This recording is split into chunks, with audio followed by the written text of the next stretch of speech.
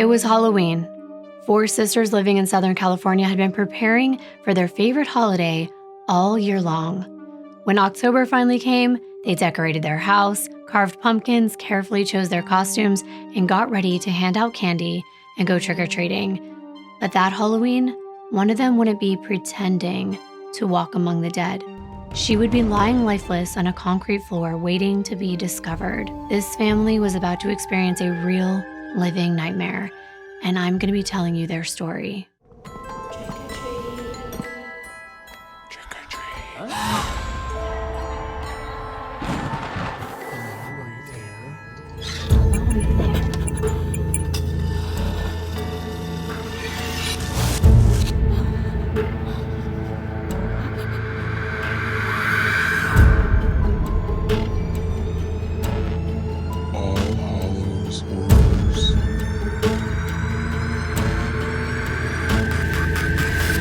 Hi everyone, welcome back to my channel. My name is Kimberly. If you've never been here before, nice to finally meet you. Before we get into it, I just want to thank our new sponsor for today, and it is an interesting one. Let me ask you this. Are you trying to kick a bad habit? Or maybe you know someone else that is? I can't do... Oh boy. Well, I do. My boyfriend, John, that's right. And I know that it is a very hard habit to kick, so I wanted to help. And that is how I found our sponsor for today, and that's Fume. Cold turkey may be great on sandwiches, not if you're a vegetarian like me, but when it comes to breaking a bad habit, there are much better ways. And I'm not talking about some of the outlandish techniques that you've probably seen online, including locking yourself in a cage with a gorilla or electrocuting yourself. Please do not do that. Instead, try Fume. They look at the problem in a different way. Not everything in a bad habit is wrong. So instead of drastic, uncomfortable change, why not just remove the bad from your habit? Fume is an innovative, award-winning device that does just that. Instead of electronics, Fume is completely natural. Instead of vapor, Fume uses flavored air. And instead of harmful chemicals, Fume uses all natural, delicious flavors. It's that simple. Instead of bad, Fume is good, and it's a habit that you're free to enjoy, and it makes replacing your bad habit easy. Your Fume comes with an adjustable airflow dial, and it's designed with movable parts and magnets for fidgeting. I actually really like that as someone that fidgets a lot myself, and it gives your fingers a lot to do, which is helpful for de-stressing and anxiety while you're trying to break your habit. These right here are called cores. It's what creates the flavored air, and Fume has flavors like raspberry lemon that tastes like full-bodied lemonade with a hint of berries, or orange vanilla. It's a sweet and citrusy flavor with a touch of classic vanilla. It kind of reminds me of a creamsicle. And there's others like maple pepper. It's earthy and strong with hints of sweetness and spice, which kind of reminds me of cloves, and a lot more. John and I didn't really know what to think. He's tried other alternatives before and they haven't been that great. But Fume is not only nicotine-free, but there's no vapor and it's not addictive either. So I actually tried it too because I was curious, and I can say that I can see why so many people like it. It's actually very calming. It combines flavor, fidget, and fixation. I like the maple pepper one, sweet and spicy. And I can really see how it can help so many people. But what did you think about it? I like that part. It's fun. And also, it's like aromatherapy. Yeah, it is. It's quite nice. It is. Stopping is something that we put off because it's hard. But switching to Fume is easy, enjoyable, and it's even fun. Fume has served over 150,000 customers and has thousands of success stories, and there's no reason that can't be you. Join Fume in accelerating humanity's breakup with destructive habits by picking up the Journey Pack today. It even has a habit tracker included to help you on your journey. Head to tryfume.com/Kimberlea or scan the QR code on the screen and use code Kimberlea to get 10% off when you get the Journey Pack today. That's tryfum.com and use code Kimberlea. I'll put it on the screen to save an additional 10% off your order today. And thanks so much to Fume for sponsoring this video. Now, let's get into the case for today. By the way, I have gotten comments that you cannot see my shirts because my hair covered them. I apologize about that. And if you want to know all about things I'm wearing or anything, I will leave that all in the description box, as I don't think it's that appropriate to talk about it in the middle of me telling a very horrific and heartbreaking story. But all this can be found below, and this one is specifically from Murder Apparel, and I do have a code. So look below, it's probably my name, Kimber, and it glows in the dark. So if you're into that kind of thing, you might want to get one. Today, I'm going to be doing a double series. Actually, it might be a triple series because I think this one will be a deadly deep dive. This video is part of my Halloween All Hallows horror series, but it also introduces a brand new series that I'm bringing to this channel called Death Through the Decades. This is where we're going to explore nostalgic memories of the 80s, 90s, and 2000s as I bring you true crime stories from each decade.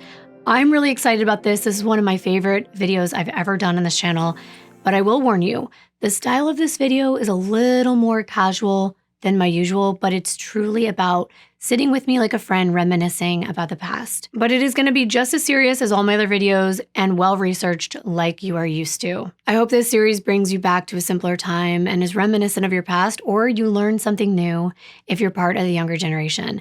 These stories will be a little different as I dive into the culture around the time the stories took place, including what police forces were like, technology or lack thereof, investigative tools, and of course, what living in these decades was like at the time the homicides occurred. If you love how I deep dive into the biography of each victim, I think you're really going to appreciate this series because it adds an additional layer to connect with them and what their life was like back then. Like I said, this case today is from the 80s. I was born in 1982. This is my decade, and so is the 90s and the 2000s. It's when I grew up. And what a time it was. I think we'll always look at the time that we grew up as the best times, but I feel like the late 70s going into the 80s and the 90s were just so great. And I also created a special Spotify playlist for all of you. I handpicked 80s hits to go along with the story, and you can listen to them later and anytime you want to. I listened to these songs when I was researching and writing for this video. You can find the link below to that playlist. I really hope you like it. I thought it would really get you into the moment and bring back memories. The song that I want to dedicate to this story is California Dreamin' by the Mamas and the Papas. It's on that playlist, but of course, the most important aspect of today's story is the Hoynes family. Ethel Marie Titus married Virgil Hoynes, and the couple brought 4 lovely little girls into this world. Their first daughter was born when Ethel was 25 and Virgil was 27 years old. Kim Marie Hoynes, sharing her mama's middle name, was born in August of 1960. She had the same birth month as her dad, and her mom Ethel had a Halloween time birthday, October 20th. And some people think that having a birthday near a holiday can be fun, and other times, holidays can actually overshadow someone's special day. But the Hoynes made both special, Ethel's birthday and of course Halloween. And Ethel was an amazing mother. She was very dedicated not just to her own family, but to others as well. She was the type to make sure everyone around her was taken care of, especially during the holidays. She would embrace friends and considered them her extended family, making sure that they had everything they needed and that they felt loved. Just 2 years after Kim was born, Robin Lucille Hoynes came along on December 2nd, 1962, just a few days before Christmas, so that's another holiday birthday. Robin's name fit her so well. She stood out because she had beautiful, natural red hair, and that's very special. Less than 2% of the world's population are natural redheads, so embrace it if you have red hair and freckles too, because that is what Robin looked like. And I wondered while I was researching this case whether her parents specifically picked that name because of her red hair. Robin, red hair, I'm not sure, but it was also a very popular name. For some reason, I always think of Cabbage Patch Kids when I think of red hair and freckles, probably because I had one in the 80s that looked just like that with the bright green eyes and red hair and cute little freckles. The Hoynes family lived in a modest 1,300 square foot, 3-bedroom, 2-bath home in a middle-class suburb in Los Angeles called Whittier in Southern California. It's an inland city, as we call it here, which means it's not close to the beach. It's more affordable inland, obviously, and it would be perfect for a growing family like the Hoynes. Virgil was working as a maintenance man for Suburban Water Systems in West Covina, which is a water utility service providing water to 300,000 residents in California. And their headquarters being in West Covina was quite a drive from the Hoynes residence. Definitely over 35 minutes or so, and that's without traffic. But Virgil, he was a hard worker, provided for his family, which was going to get bigger. Ethel and Virgil's third daughter, Patricia Ann Hoynes, who went by Trisha, came just 4 years after Robin in June of 1966. And finally, just 2 years later, they welcomed their last child, Wendy Sue Hoynes, in April of 1968. She was the closest to being Robin's twin, also having red hair, and they really did look a lot alike. The Hoynes family was finally complete. 4 daughters, all close in age. They grew up like friends. It was great. Having these siblings, it was like having built-in best friends right at home. Someone to talk to, play with, be entertained by. And it's also great for parents because their children have playmates. And the Hoynes girls were very close. They did everything together. And one thing they look forward to every year was Halloween. It was their favorite time of year, celebrating their mom's birthday on the 20th. And then, of course, doing all the Halloween festivities, dressing up, carving pumpkins, trick-or-treating. They look forward to decorating their house every year, not just for Halloween, but on every holiday. However, the highlight of Halloween for the Hoynes sisters was undoubtedly the cherished tradition of trick-or-treating, and I'm sure most of us can relate. Dressed in their carefully chosen costumes, the girls ventured into the neighborhood, excitingly knocking on doors and collecting their treats. The thrill of receiving candy from friendly neighbors and the anticipation of what awaited them at each house filled them with excitement and sometimes something a little spooky. They went door to door to as many homes as possible, getting as much candy as they could. Then once their trick-or-treating adventure came to an end, the sisters returned home with their bags filled to the top with a vast assortment of sugary delights. Finally, they would gather around the kitchen table ready to embark on the next phase of their Halloween tradition, which was sorting through their sweets. With great care, they dumped their bags onto the table, creating a colorful and mouth-watering mountain of candy. Yum. It's getting me really excited for trick-or-treating this year. Each sister would meticulously examine her collection and carefully pick out her favorites, sorting through all the rest, categorizing them, and then trading each other for their favorite candies. The room was full of laughter and banter as they compared their treasures. And I hate to be like, me too, but I think a lot of us can relate. It's exactly what I do with my daughter. We sort everything out, we pick our favorites, and it's so much fun. And I'm so tiny that I can still pass as a trick-or-treater, and you know I do. Every year in anticipation for the spooky holiday, the Hoynes sisters picked out costumes to wear to school on Halloween, a tradition they look forward to and would eagerly prepare for in advance, carefully choosing their annual outfit. Since each of the Hoynes sisters went through all 4 years at Lucerna High School in Whittier, their last name, which was unique, was recognized by teachers and students alike, with Kim being the first to experience high school life and Robin starting her freshman year in 1978, when her big sister Kim was a senior. And that feels so cool, having a sibling that's not only an upperclassman and knows everyone, but Kim was also a flagster at Lucerna High. I was able to track down her actual senior yearbook. Yes, I did. And here's little Robin as a freshman with her glasses on and Kim in her senior picture, as well as in her flagster outfit. So flagsters were girls that came out during the halftime shows at football games and they twirled their flags, they entertained the crowd with dance moves, and they just tried to get the school spirit up. They're kind of like cheerleaders. And Robin followed in her big sister's footsteps and became a flagster as well when she was an upperclassman. Robin was pretty, she was popular, and she was well liked in high school and friendly, outgoing, and also known to be a very good friend.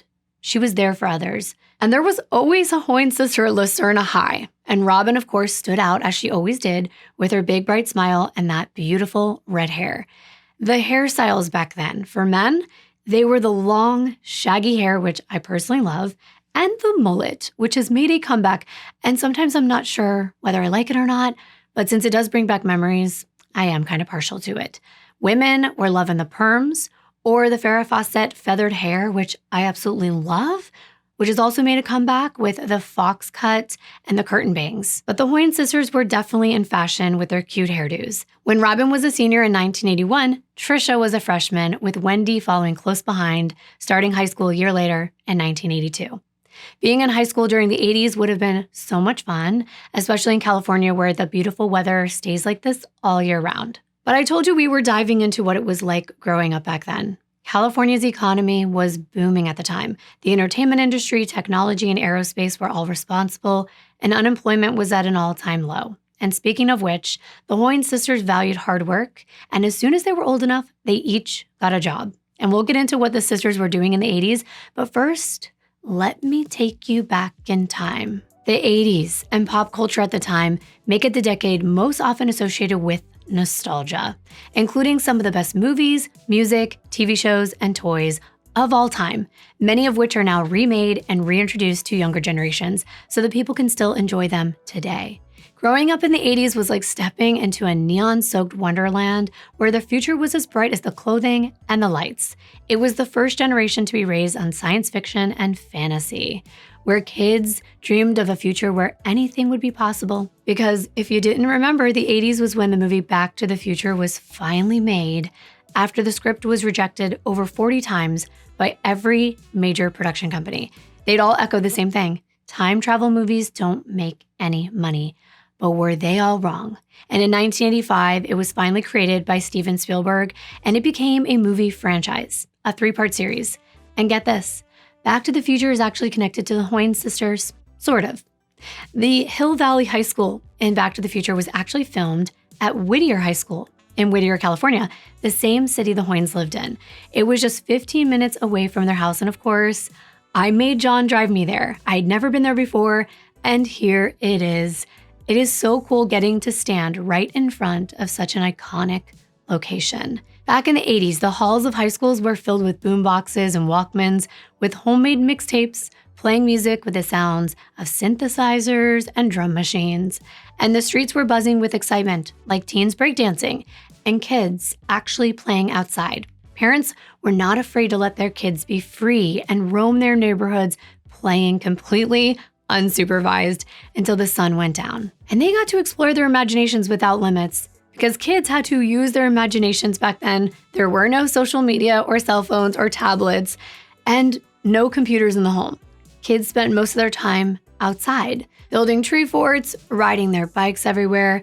Think Stranger Things. If you haven't had a chance to watch that show, I highly recommend it. The arcade was popular. Kids would save their coins and play Pac-Man and Donkey Kong. And the local malls had food courts where kids would spend hours hanging out, and when they were back at home or at a friend's house, they were playing board games. Robin loved the game of Risk. She and her friends would play on the weekends, and they would sit at the kitchen table until 2 or 3 in the morning. And this told me a lot about Robin. The game of Risk is a strategy game. I can see people getting really serious about this game. It consists of things like diplomacy, conflict, and conquest, and is probably responsible for many family feuds. After all, it's a war game. Just look at it. The game board is a political map of the world divided into 42 territories, which are grouped into 6 continents, and the players take turns controlling their armies of little playing pieces and attempting to capture territories from other players. This game can be lengthy and often requires hours, if not multiple days to finish. So wow, Robin was a dedicated person. And imagine how much effort she put into more serious things in life if she put that much effort into a game. It also looked like from this photo that Robin loved Trivial Pursuit, which I also played growing up. Who remembers that game? But back to less serious matters. After school was time for kids to tune in to their favorite cartoons like He-Man, She-Ra, and Thundercats. And on the weekends, they would gather around the TV to watch sitcoms like Full House, The Cosby Show, and Family Matters. And I'm still singing the Reading Rainbow song. I don't know, it always reminds me of it, but reading is becoming a lost art. Back then, Sweet Valley High books were super popular, and of course, The Babysitter's Club. Wow. I hope this inspires you to blow some dust off the ones you might still have and read them, or have your children read them, or just read any book. But maybe the drop-in reading started with the birth of sitcoms and TV. And here's what most of those TVs looked like. This one was really popular if you could afford it, and that's because it was at a price of $500, which would be a whopping $1,150 in today's money. So for that, you would get a 25-inch floor console model, and look at this remote. I'm telling you right now, I can hear and feel these buttons till this day. And I definitely did not have a TV like that in my house, not at all. Mine looked like this with that really big antenna on top. But if you did own this 25-inch TV, you'd definitely be keeping up with the Joneses, which was also a popular phrase in the 80s. And it refers to the constant pressure to keep up with what your neighbors are doing, their social status, their wealth, their popularity, and not much has changed. People are still constantly comparing themselves to others online and striving to accumulate the same material things today. And of course, no childhood in the 80s would be complete without watching classic movies like E.T., Back to the Future, as I mentioned, and The Goonies. If you haven't watched these movies, do it this weekend. Have an 80s marathon. And speaking of TV, the 80s had some of the most awkward and maybe even controversial commercials of all time. I watched a lot of them. Commercials were themed around the traditional all-American family, consisting of a husband and wife and maybe 2 kids, a boy and a girl, their station wagon, a white picket fence, and of course, a dog. I watched hours of old 80s commercials while researching, and wow. Just look at some of the clips of them. Now, I may have to substitute the music on these commercials because of copyright, but be prepared anyway for some bad audio if you do hear any. Here's the first one. Eggo waffles. My baby loves me.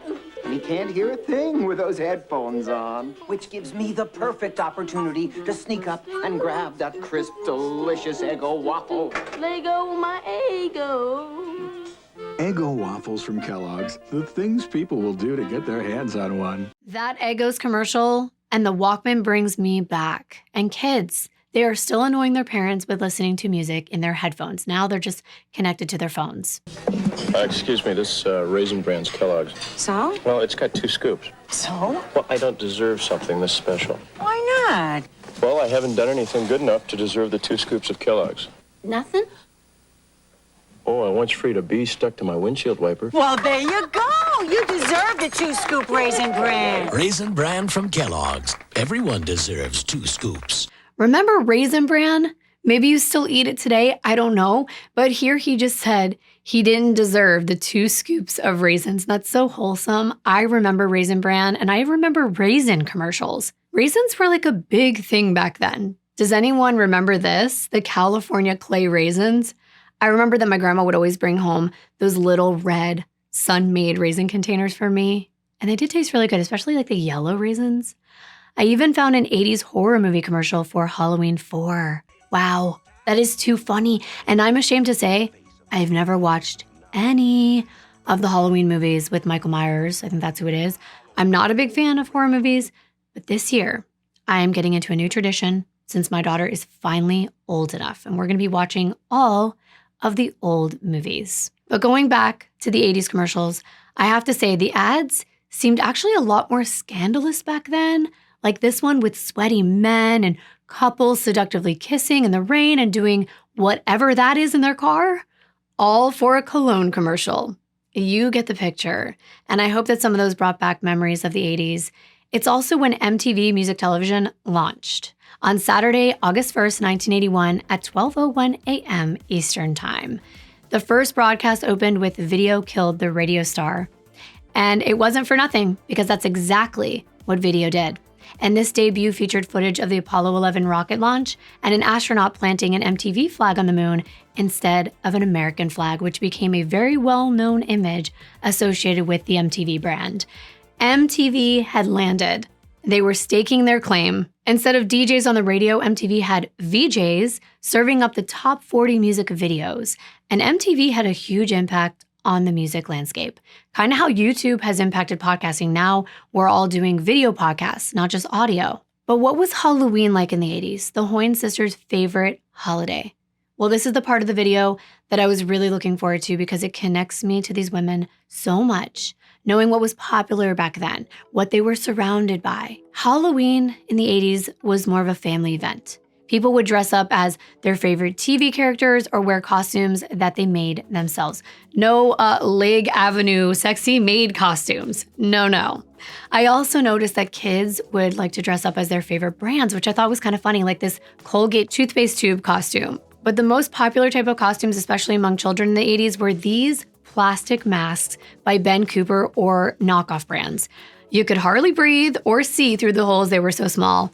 And the costumes came in a lot of varieties: ghosts, devils, gorillas, you name it. You'd pair them with a matching outfit that came with it. And these came in your favorite characters from TV like He-Man, Superman, Voltron, Smurfs, Madonna, the Hulk, Rainbow Bright, Care Bears, and Alf. By the way, did you know he ate cats? If you know, you know.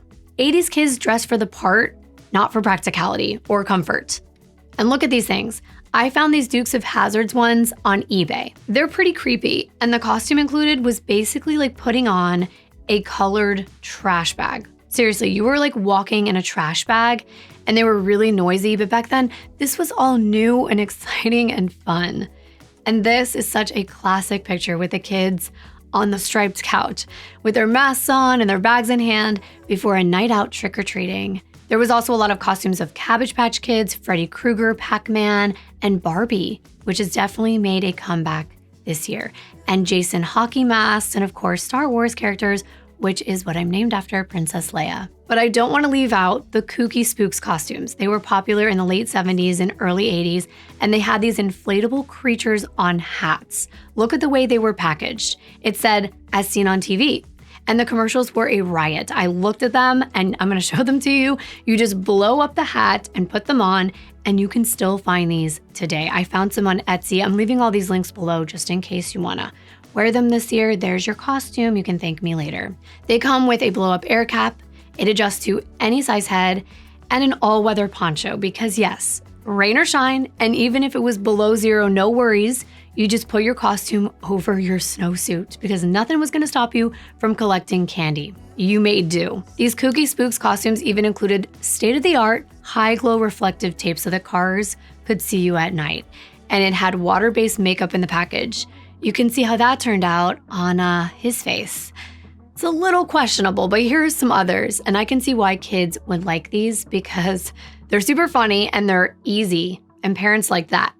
Because you could also just use the Kooky Spooks makeup and make your own costume. Just listen to this commercial.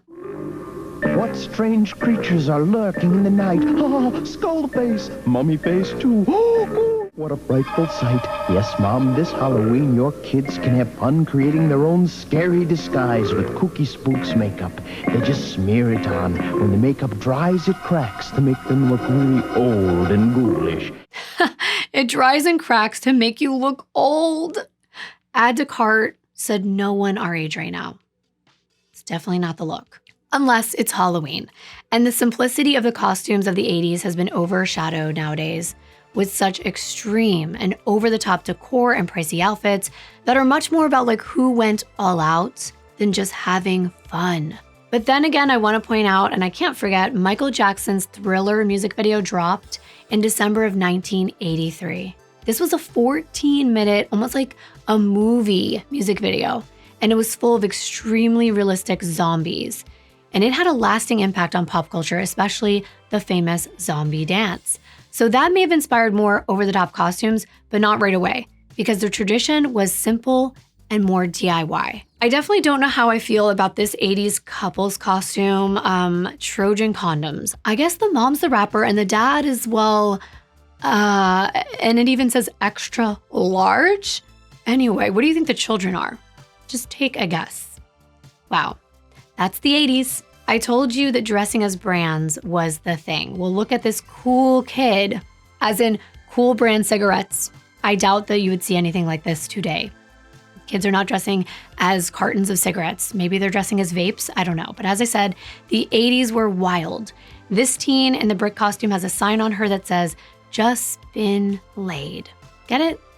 I'm sure she's talking about the bricks. Halloween in the 80s was all about trick-or-treating with friends and attending school parades. Kids would wait all year long for their annual school Halloween party with pizza and games throughout the entire school day. And then after school, they'd run to their local Blockbuster video store and rent a scary movie. And then they would spray shaving cream all over the place as a Halloween prank. Those were the days. Now schools have so many restrictions. You basically need a permission slip just to bring in anything that you expect a child to ingest. Where's the fun in that? I can't forget to mention one other thing. The neighborhood community haunted houses. Even churches would create them. All the kids would line up to walk through handmade attractions, followed by Halloween bake-offs and all the fall festival activities. But let's get into the real MVP of Halloween that still reigns supreme today, and that is candy. So what was popular back then? Well, first of all, you either grabbed these plastic bags or a plastic pumpkin bucket to collect your candy, and maybe that's why it seemed like we got so much more back then. But a lot of the candy would be handed out in these tiny Halloween print paper bags, and people weren't stingy. They didn't like buy a pre-packaged mix full of candy. No, they took their time. They bought them piece by piece, and many times they were full-size candy bars. Yes, not those wimpy little bite-sized ones you see today. That's why you had to get ready and get out there early, right when the sun started to set. The most popular candy was, of course, Reese's Peanut Butter Cups. They're still going strong today. And as far as chocolate is concerned, Snickers, Milky Way, M&M's, Butterfinger, and 100 Grand were at the top of the list.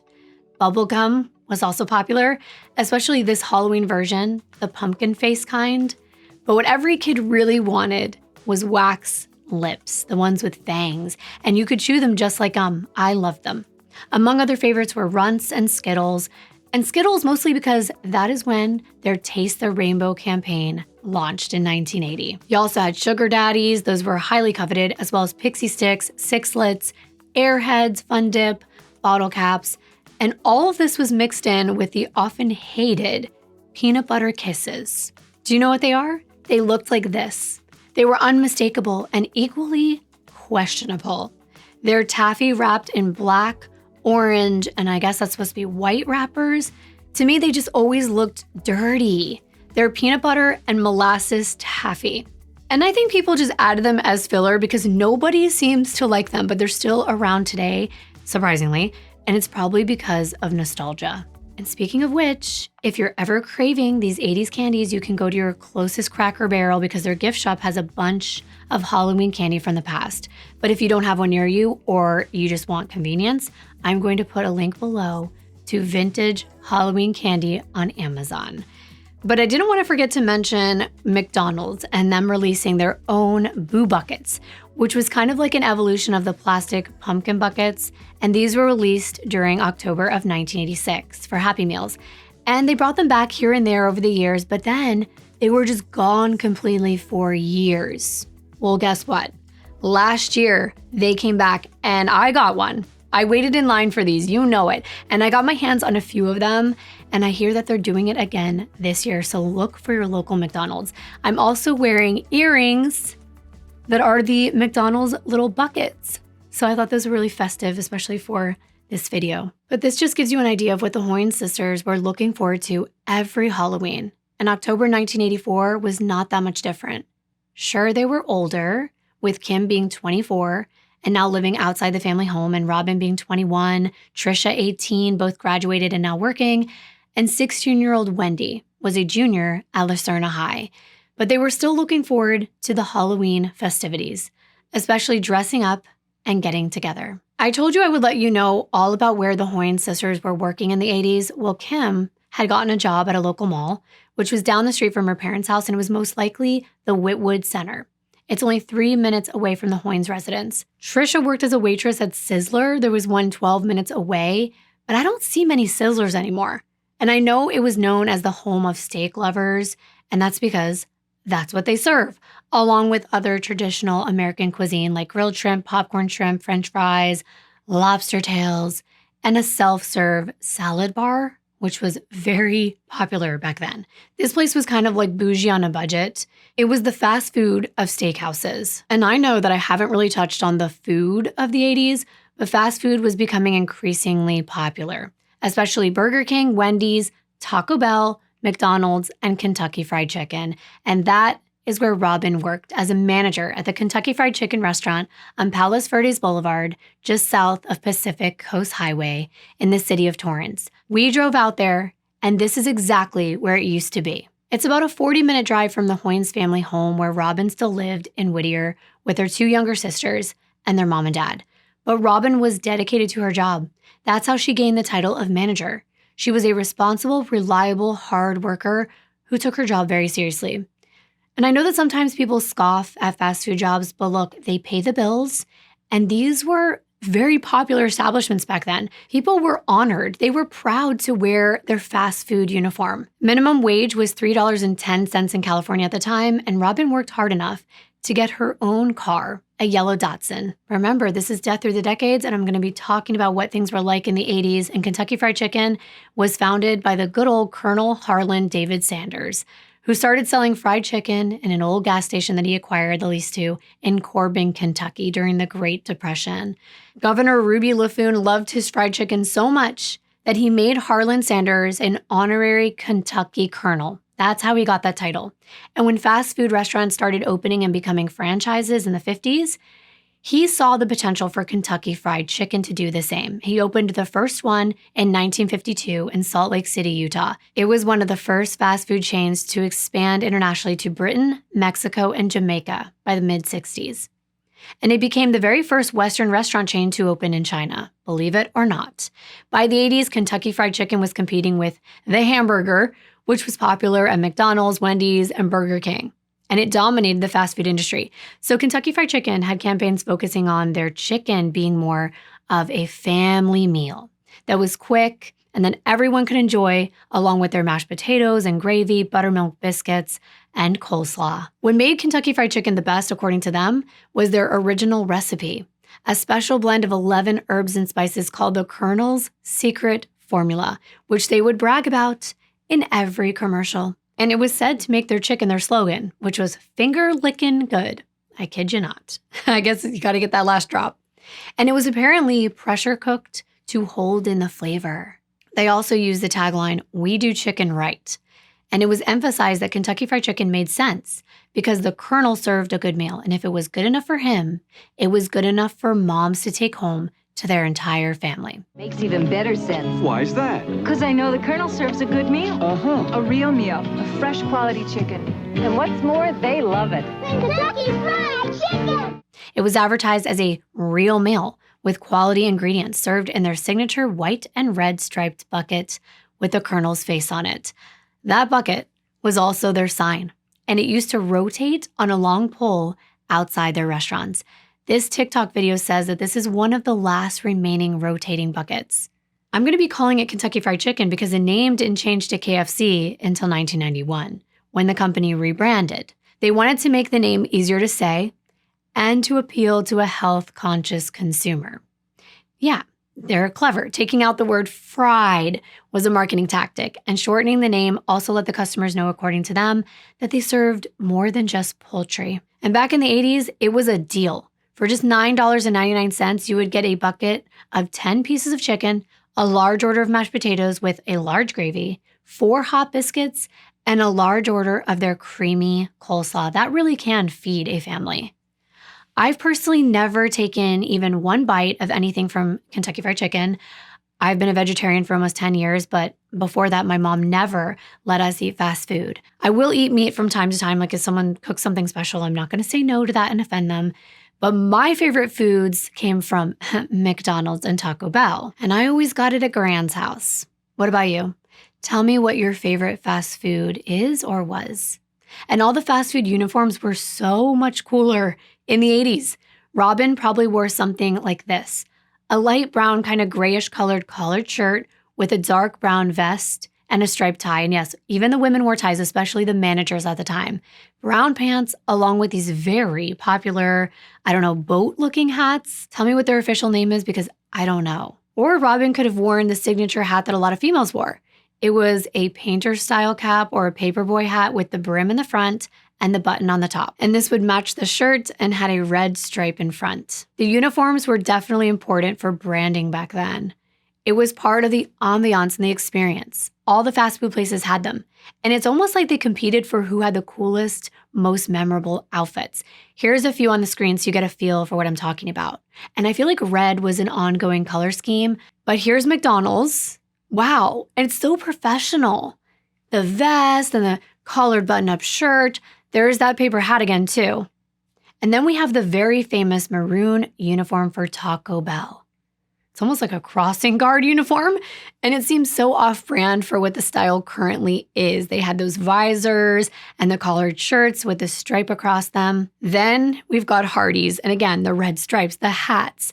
But look at Wendy's. The baby blue and white striped outfits, oh my gosh, and those hats. How fun is that? But last but not least, look at Burger King. Those hats are so funny, but they're also really cool. They remind me of strawberry shortcake. So there you have it. The uniforms were a lot different back then. I feel like we've gotten really lazy, except for maybe In-N-Out. In 1984, 21-year-old Robin was a trusted employee. As a store manager, she held a position of great responsibility. In fact, Robin was one of only 3 people at that restaurant who had access to the combination and keys for both the safe and the restaurant. It was just her, a general manager named Gregory Rabdow, and one of their new assistant managers, Cheryl Fuller. Not only did Robin excel in her role as a manager, but she was also highly regarded by her coworkers. Her kindness and her friendly nature endeared her to everyone on her team, whether it was helping out a colleague or just simply greeting every single person with a warm smile. Robin always went above and beyond to make others feel valued and appreciated.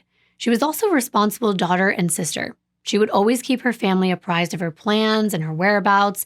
And as I mentioned earlier, there were no cell phones back then. We had to trust someone's word. And that's why in a lot of these cases from the 80s and even the 90s, when someone says a person was responsible and they checked in, they probably knew them as someone with habits that spanned a long period of time, because parents would have to trust their children to come home from playing outside when the sun came down. If over the years they had a habit of not coming home or coming home late, and that extended into their teen years and beyond, you would know that's part of their character. Because even without cell phones, there were ways to keep in touch if you wanted to, but it took some more effort. One was payphones. I know that some of you watching have never actually used a public payphone before, and that is the beauty of these Death Through the Decades videos. But they were located at high traffic areas like malls, department stores, street corners. They were public phones that required 25 cents for a local call up to 3 minutes. And then you would hear this pre-recorded message that would tell you to deposit more money so that you could continue talking. You could use quarters, dimes, and nickels, but you couldn't use pennies. Excuse me, please deposit 5 cents for the next 3 minutes. If 5 cents is not deposited within 25 seconds, your call will be automatically terminated. And if your call wasn't local within like a certain boundary line, it cost more. I actually found an Instagram account called Payphones of Los Angeles, and it's run by a man named Ryan Green, who hunts down all of the remaining payphones all over Los Angeles. And to him, payphones are personal. They remind him of his youth, and he was running around town those days before cell phones existed, and like many of us, he relied on public phones to keep in touch. And that's why he's nostalgic about them. He also said it's part of his life that has died. He said, quote, "I don't see a lot of people singing the praises of payphones, and yet they played such an essential role in our society. And these things are disappearing everywhere you look," end quote. It's true. And here are some pictures from his Instagram account. This payphone is outside a laundromat, and here's a couple outside of a liquor store, and one, like I said, on a random street corner. It is sad that things change. But back when this case was unfolding, payphones were, as Ryan said, essential. We always carried change, or we could call collect if we were in a bind, but that wasn't until the 90s, so I won't go into that in this video right now. Robin made sure to tell her parents, or at least her sisters, what she was doing if she wasn't going to be home. She worked either the day shifts or night shifts and was responsible for opening or closing the restaurant. There always had to be one key holder on duty for each shift. Back in late October of 1984, Cheryl Fuller had recently been put in the role of assistant manager at Robin's Kentucky Fried Chicken location. Cheryl was around Robin's age, in her early 20s, and she had been transferred from another Kentucky Fried Chicken location and had only been working in the Torrance location for 2 weeks when she reached out to Robin to see if she could get someone to cover her shift on the night of October 30th. Cheryl was supposed to close the restaurant at 9 p.m. that night, but she just started dating a new guy and he invited her to a concert at the last minute. Robin was scheduled to work the opening shift on October 30th and October 31st, but she kindly offered to trade shifts with Cheryl so that she could go out and enjoy herself at the concert. So now Cheryl would be working the morning shift on the 30th and Robin would close, and then Cheryl would pick up Robin's day shift the next morning on the 31st, since Robin would have worked late the night before to cover for Cheryl. Made sense, right? Easy. Robin told her family she was going to be working the night shift on October 30th, the night before Halloween, and then she was going to go over to a friend's house and have a sleepover. She'd come back home the next day in the afternoon on Halloween in time to celebrate with her sisters and her family, handing out candy and just having fun. Jump forward to the morning of October 31st, 1984, Halloween day. 16-year-old junior Wendy got up early and picked out a costume to wear to school that day. She chose to be a lion. And when she was done styling her costume, she left for school like any other ordinary day. 18-year-old Trisha woke up and did pretty much the same thing. She searched around for a costume that was acceptable to wear to her shift that day at Sizzler. She decided to try looking in her big sister's closet, and she found Robin's Flaxer uniform from back when she was at Lucerna High. It was cute. It wasn't too unusual to wear to a restaurant, so she was like many other little sisters and decided to borrow it. And then she was off to work. Here's a picture of her at Sizzler that day with that outfit on, and you can see Robin's name embroidered across the front. Both Wendy and Trisha anticipated the fun that they were going to have that night with Robin and Kim. Later that afternoon, 24-year-old Kim Hoynes was working at the mall when lunchtime came around. She was suffering from a migraine. So instead of using her lunch hour to eat, she opted to drive the few blocks away to her parents' house and lie down, hoping that she could make it through the rest of her shift as she took a little nap. It was a beautiful fall day. The sun was shining. There was a crisp, cool breeze in the air, and Kim parked her car in the driveway and walked up to the festively decorated front door like she had done so many times in the past. Except this time, something was different. There was a note tucked into the front door. Kim grabbed it, opened it, and read these words. Please contact the Torrance Police Department regarding Robin Hoynes. It was alarming to Kim, who was a very protective older sister. What would the police want with Robin, she wondered. No one was home at the time when she walked in. She was all alone, holding this note, and wondering what to do. Who should she call first, the police or her parents? Kim decided to call the Torrance Police Department. She had to know what was going on. So she ran to the kitchen phone and called the operator to connect her with Torrance Police. When someone from the department answered, Kim explained that she'd received a note at her home regarding her sister, Robin Hoynes. The person on the other line told Kim that she would need to call back in about 20 minutes because the officers with the pertinent information regarding that matter were not currently at the office. Kim started to get worried. She hung up and she immediately called over to a family friend's house where her mom, Ethel, was babysitting that day. When she spoke to her and she explained the note on the door, Ethel wasn't that concerned. She told Kim, don't worry. Robin had plans to spend the night at a friend's house. It was most likely related to car trouble. But would police come to a person's house about car trouble? It seemed odd. Did Robin do something wrong? Because Robin, of all people, wouldn't have been the type to commit a crime. She was church-going, responsible, level-headed, so Kim started to think that something bad may have happened to her sister. She hung up with her mother and quickly called the police department for a second time. Detective Jeff Lancaster answered, and it was as though he was anticipating Kim's call. When he picked up, Kim said, I'm Kim Hoynes, calling about Robin Hoynes. Is she okay? The detective responded bluntly with no. I'm sorry, she's not. She's dead. I can't even imagine what would be going on in someone's mind getting that news. It's just an ordinary day. And then in a second, it turns into the worst day of your life. So what happened to Robin? Well, let's go back to that morning on October 31st at 9 a.m.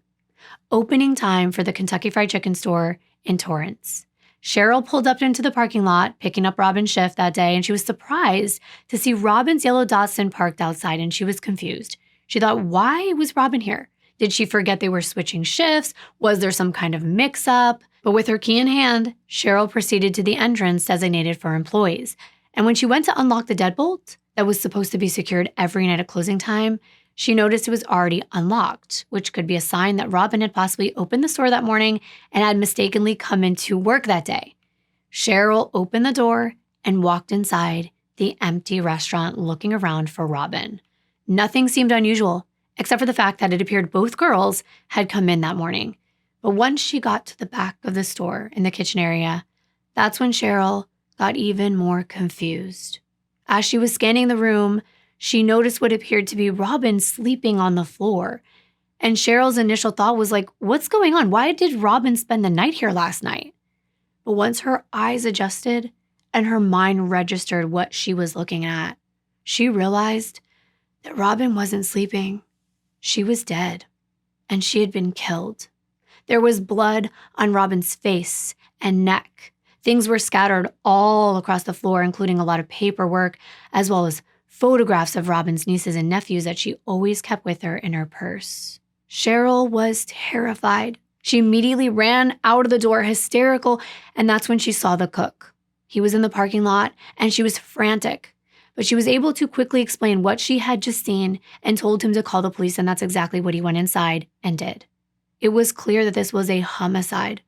Detective Jeff Lancaster from the Torrance Police Department Homicide Division was one of the first officers sent to the scene, as well as his partner, Detective Kronk, and Detective Dave Crespin, among many others who were tasked with finding out what happened. Here's what I want to point out about policing in the 80s. It was primitive, and sure, it had evolved from decades before, but there were no computer systems and police cruisers, and actually, police cars were pretty much just like any other car on the road, for that matter. There weren't the plastic bucket seats in back or the divider between the cops in the front and the suspects in the back seat. No. They had radios in their cars, but no portable ones yet. And the cop cars were equipped with things like an electric siren, a spotlight that was connected to the driver's side, so they could use it to shine on a suspect, or in addition to the lights on the top of the car. And cops were issued things like books, maps, and 36-inch riot batons that sometimes melted in the sun if you lived in a hot climate before they were changed out for wood. And in most cases, all they had was handcuffs, a flashlight, and a Smith & Wesson Model 38 caliber 6-shot revolver. So you better be trained to hit your target with precision, because 6 shots really isn't that much before you need to reload. There were no tasers or pepper spray, and only a select few cops carried mace canisters. There were no dash cams or body cams, so no one had any way to know exactly what went down during a traffic stop or when you pulled up to the crime scene. And getting to the crime scene was another thing altogether. There was no GPS. You had to know your way around town. So can you imagine trying to hurry to the scene of a crime? No clue where to go other than using a big paper map in the car? What if you got lost? Well, most times cops would have to stop at the nearest gas station and ask whoever was out there pumping gas where a certain street was. And if that didn't work, remember when I told you about those payphones? Yeah, cops would have to call their supervisors, and most times they would definitely get yelled at, but at least it would put them in the right direction. Laws were different back then too. There was no law about wearing your seatbelt. Our mother's arms, that was our protection as kids in the 80s when she stopped short, so our face wouldn't hit the dashboard, and car seats weren't even used either. And all this meant that accidents were much more serious when they happened. And at the time, paramedics weren't even a thing. An ambulance, that was pretty much just to transport a patient to the hospital. That's it. No medical attention provided until they made it to the emergency room. Just let that sink in. If you think that the response times are bad now, just imagine it back then. And what's worse is that things like drunk driving, they were socially acceptable. I kid you not. So there wasn't an emphasis on chasing down people with open containers in their car while driving, or who were under the influence if they got pulled over for something else. And I don't want to be like, it was a man's world, but it kind of was. Like the cops, they wouldn't take certain things seriously, including domestic incidents where a man would be harming his wife, because back then it was acceptable that a woman was supposed to submit to her husband. And if she didn't, a good smacking could be warranted. And also men forcing themselves on women to have intercourse, that was taken a lot more lightly. Almost like, what's the big deal? It's just sex. But we know that it's much more and that it's wrong. But times were different. And that's kind of crazy that cops would be more likely to shrug off someone that had been drinking behind the wheel if you think about the fact that cars were not as safe back then. I just told you seatbelts weren't enforced or worn very often, and it was common for blood alcohol levels to be 0.15 to 0.25. Now, if you get caught with a BAC of 0.08% or higher, you get a DUI. Like handcuffs, you're going to jail. And it's even lower in some states depending on your age. All of this to say, when cops came out to a scene, there wasn't much that they had to assist them besides deduction skills. And most of the stuff they learned was from on-the-job training. So they just learned as they went along and as they experienced each murder or crime. They did have cameras and video recording devices back then, and they did rely on photographs and videos to document what was at the scene, which was important because cops were usually taking handwritten notes on little notepads, and they wouldn't create a full report until the end of their shifts. So knowing all the facts of a case was hard until all of the officers on scene were done with their reports, and sometimes they never got done at all, unfortunately. This is what the scene looked like in the parking lot of the Torrance Kentucky Fried Chicken restaurant that Halloween morning. You can see Robin's car in the foreground. Then behind her car, there was a parking lot full of detectives and officers talking about what they knew so far, which wasn't much. I like to find the exact locations, and I matched this picture of this blue Capri building in the back and this cement wall that had different levels to it to this exact location where this compounding pharmacy now stands. You can see the same wall, and there's the Capri building. It's surprisingly still there, and it looks very similar to the way it looked almost 40 years ago. Detective Lancaster made his way into the back kitchen area, and this is what it looked like. You can see it's been cleaned for the night. There were steel countertops where food was prepared on the left, and on the right is a workstation. It's also where they kept supplies, including the chicken buckets and containers for other food items. That's where the paperwork was typically done at closing time. You can see Robin's purse in this shot as well. When Detective Lancaster looked into this area, he observed Robin, fully clothed in her work uniform, lying on the floor. She had on pants, a shirt, vest, bra, underwear, a tie, shoes, and socks on. She was lying face down on the concrete floor, right in front of the steel counter on the left. She was parallel to it with a pool of blood under her head and neck. He could see slash marks on the left side of her face and a neck wound that appeared to be caused by a knife across her throat. He could also see 2 wounds on Robin's back. To the right of her body was her purse, which I showed you earlier. So that was a little above her feet. She was laying with her feet facing towards the back and her head towards the front, and then her purse was to the side. And it looked like it had been dumped out. All of the contents were on the floor beside her. Let's take a look.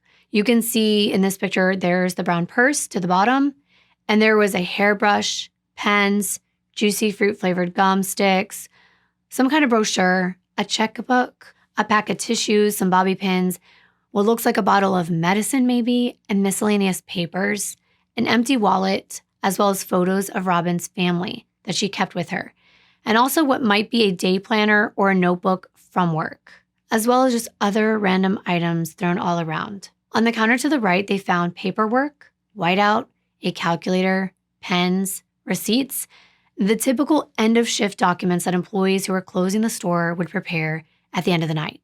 It appeared as though Robin had finished up her shift, completed the cleaning, sent all the employees home, and was standing at the workspace counter in the back kitchen area, balancing the cash register and calculating sales, and then documenting everything when someone attacked her. Because of the fact that her purse was dumped out, the officer suspected that this was probably a robbery, but this investigation had just begun. Here's a video that the detectives took of the scene. It looks like an ordinary storage area with supplies, and here's a shot of the contents of Robin's purse from a different perspective, along with what looks like paperwork and a work notebook on the floor, among other things. This right here is actually a cash deposit bag that banks provide to businesses. It's where employees would put all the money from the shift, and then they would take it to the bank or put it in a safe place on site to be deposited later. That's telling, but was it empty or was there cash inside? Well, we're gonna get to that later. There also looked to be a set of keys next to the deposit bag. Here's a better shot of where Robin was working on the paperwork. You can see a briefcase on the counter and back and papers scattered all around. All that had been done at this point, as far as the investigation was concerned, was a walkthrough of the scene.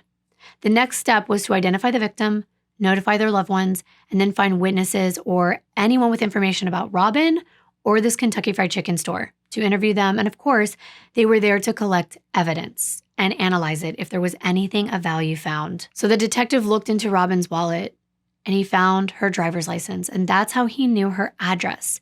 So he sent an officer out there to notify next of kin, but no one was home at the Hoynes residence. That's why he left that note that was eventually found by Kim. And that is where I left off. Kim had just been notified that her little sister had been killed. She knew that she needed to tell her mother, but she didn't think it was appropriate to have that conversation over the phone. She told Detective Lancaster that she was going to drive over to the house where Ethel was babysitting and tell her in person. Lancaster was worried about Kim driving in that state of mind. Just being told that your family member was stabbed to death was a very traumatic event. But Kim insisted that she would be fine, that she had to tell her mother in person. And that's exactly what she did. She drove over to the family friend's house where Ethel was babysitting that afternoon, and she informed her mother that Robin had been killed. She couldn't bring herself to say the word murder because of the impact that that word had. And it took many years before the Hoynes family could use that word to describe what happened to Robin. But it's true. This was not an accident. Somebody had brutally murdered her. When Ethel heard what Kim said, she immediately started yelling at her, saying, "No, you're lying to me. You're lying to me." And she repeated that over and over again. But Kim was like, "No, Mom, I wish I was." And Ethel couldn't believe this could be true. But she didn't have much time to let it sink in. There were other family members who needed to know what happened, and right away. Kim and her mother called Virgil next. He was still at work at the water company when they called him. And being the strong husband and father that he was, he calmly told them that he would meet them at home. Once back at the Hoynes residence, Kim and Ethel started calling their other family members, and they sent Robin's cousin Beth over to Lusterna High School. Robin's younger sister Wendy was in class that day. It was close to the end of the school day at this time, and Wendy was still dressed in her lion costume, and she was finishing up assignments in her 6th period biology class when her substitute teacher answered the door. An administrator was standing outside, and the two of them talked for just a moment before the administrator informed Wendy that she would need to follow him to the principal's office. Wendy wasn't sure what was going on because the only time that she'd ever been in the principal's office was when she attended student government meetings. And as Wendy walked down the hall, she noticed her cousin Beth standing by the door to the office, and she thought, "That's weird. What's Beth doing here?" And she wasted no time. Beth informed her that Robin had been stabbed at work the night before. Wendy was in shock. She wasn't sure that she heard her correctly, and the first thing Wendy asked was, did she die? Because she couldn't fathom losing her sister. She wanted her to be alive. Maybe she was harmed, but alive. And sadly, Beth let her know that Robin is dead. It makes me so sad for these poor sisters and their family. Wendy immediately began to shake. At 16 years old, this was very overwhelming for her. Emotionally, she wasn't sure how to deal with or express the feelings that were going through her. She didn't know any reason someone would want to hurt Robin. So she wondered, is their family safe? Was someone after them for some reason? Were they next? It was a lot to take in. But she and Beth finally made their way back to the Hoynes residence. And in all the commotion, no one had reached out to Trisha at Sizzler. They knew that she'd be coming home that evening after her shift. And there was just so much going on with so many family members and friends driving over to the Hoynes home to be with them that Trisha had no clue what had happened as she made her way down Homeland Avenue towards her house. Cars were parked all along the road, which was not typical for their streets. And as she got closer and parked, Trisha saw Beth and Wendy standing outside in the driveway. And that's when Trisha thought, okay, something must have happened. But her first thought didn't go to her own sister or even a family member. She assumed that maybe their elderly neighbor, who they all consider like a grandma, had died. What else could it be? Well, once Trisha walked up, her family gathered around her, and she heard one of them tell her that Robin had been killed. And then everything became a blur. Trisha actually collapsed outside. Her loved ones had to pick her up and help her into the house. They got her into her bedroom, and as she came to, she was just sitting there on the floor. And Ethel was yelling. She said, "Bring her a Pepsi and her cigarettes." I guess her mom figured she had to calm down. And back then, there's nothing a little soda and cigarettes can't help. But as Trisha was sitting there, she looked down and she saw Robin's name on the Flagster outfit that she was wearing, the one that she borrowed from her closet that morning, and she just lost it. She started screaming. She was like, "Get it off me, get it off me," while grabbing at her clothing, and she was trying to remove it. She was freaking out, thinking that she was now wearing her deceased sister's clothing, and she needed to take them off as fast as she could. It just felt wrong. All of this did. People weren't supposed to die young. No, it's supposed to be old people who live their lives, and they weren't supposed to be killed. And Robin had so much life to live. Who would have done this to her? Especially on one of their favorite holidays. It was Halloween. And before they knew it, the sun went down, and kids were starting to knock on doors throughout the neighborhood. This was the night that the Hoynes always look forward to. And even though they were dealing with a real nightmare, time didn't stand still. People didn't know that they were sitting in darkness, huddled together, crying about Robin. Instead, it was a time for most Whittier kids in the area to excitedly run up to the door, banging, ringing the doorbell, and shouting trick or treat, and expecting to be greeted with a smile and some goodies as they stood there dressed head to toe as creatures from funny to evil in human form. And the Hoynes couldn't handle it. They turned off all the lights, they brought in the carved pumpkins, and they hoped that no one would venture up to their door that night like Halloween's in the past. It just wasn't the same. It felt scarier, more real. Death surrounded them as they were grieving and coming to terms with their loss. Halloween would never be the same for them. And this really goes to show you that you never know what other people are dealing with, the pain that they're experiencing behind those closed doors. And back at the Kentucky Fried Chicken, officers and detectives had been at the scene all day, piecing together any clues that they could find to build a theory of what they believe happened. Forensic investigation was a lot different in the 80s. Detectives didn't even wear gloves. They weren't worried about evidence preservation. Instead, they were using their eyes and their observation skills.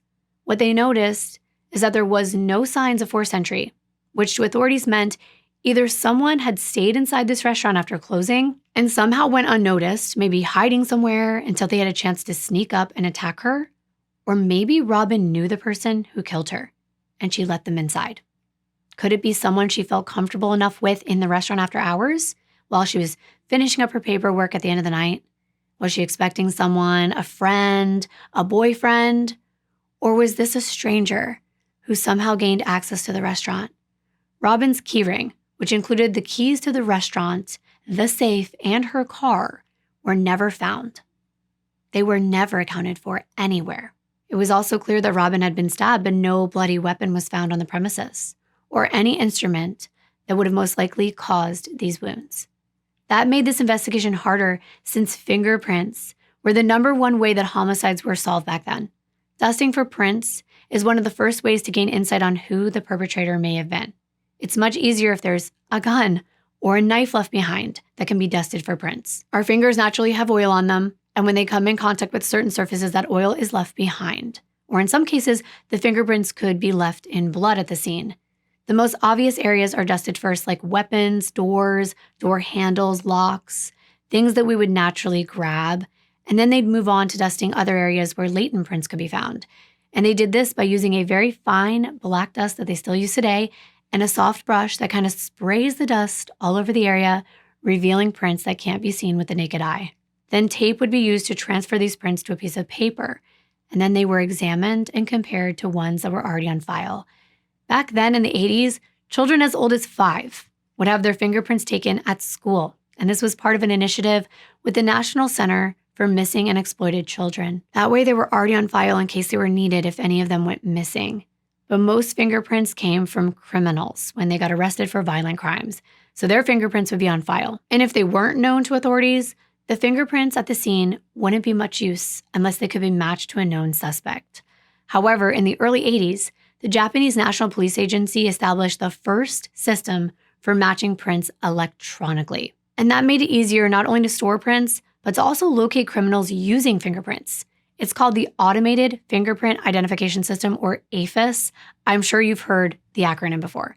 But of course, at a workplace like this, with a number of employees coming in and going around and doing things, there could be so many fingerprints on the scene, and each one of them would need to be matched to someone and then suspects eliminated. But they had to find those suspects first. And after the initial walkthrough of the premises, it was time for officers to canvass the nearby areas and also interview family, friends, and employees of the Kentucky Fried Chicken. Upon talking to Robin's family, they provided all the information you already know about her character, her work habits, and what her plans were the night she was killed. Now detectives move on to her coworkers. Cheryl, who was still on the scene, was being questioned. She had explained that she switched shifts with Robin, and she knew how Robin operated the restaurant. According to Cheryl, she was very cautious. She always told Cheryl to lock the door behind her and other safety measures to take since they were handling large sums of cash during the night shift. The policy when it came to the money collected from registers at the end of the night was to put it in the on-site safe, which I'm going to show you in a moment. However, Cheryl explained that lately, management had been instructing the closing shift managers or assistant managers to put the money into a bank deposit bag, the same one that we saw lying on the floor in pictures and video, and then to walk across the parking lot to the first Intercept Bank deposit drop box and put the money inside. This is where that bank was located, just a 4-minute walk or about a minute drive. But if they didn't feel comfortable doing that because it was nighttime, they could take the money home and make the deposit the next morning. This was because management had become aware of money that was missing from the on-site safe at that location. It happened on October 15th for the first time, and then on the 18th. And guess who reported the first theft? Robin did. The second one was reported by one of the other assistant managers. They still hadn't gotten to the bottom of how the money went missing and who was responsible, whether it was a mistake in accounting or if someone had actually stolen it. So they were just trying to cover their bases by not leaving the money on site. The detectives asked Cheryl, who was one of the people who knew the combination to the safe, if she could come inside and open it.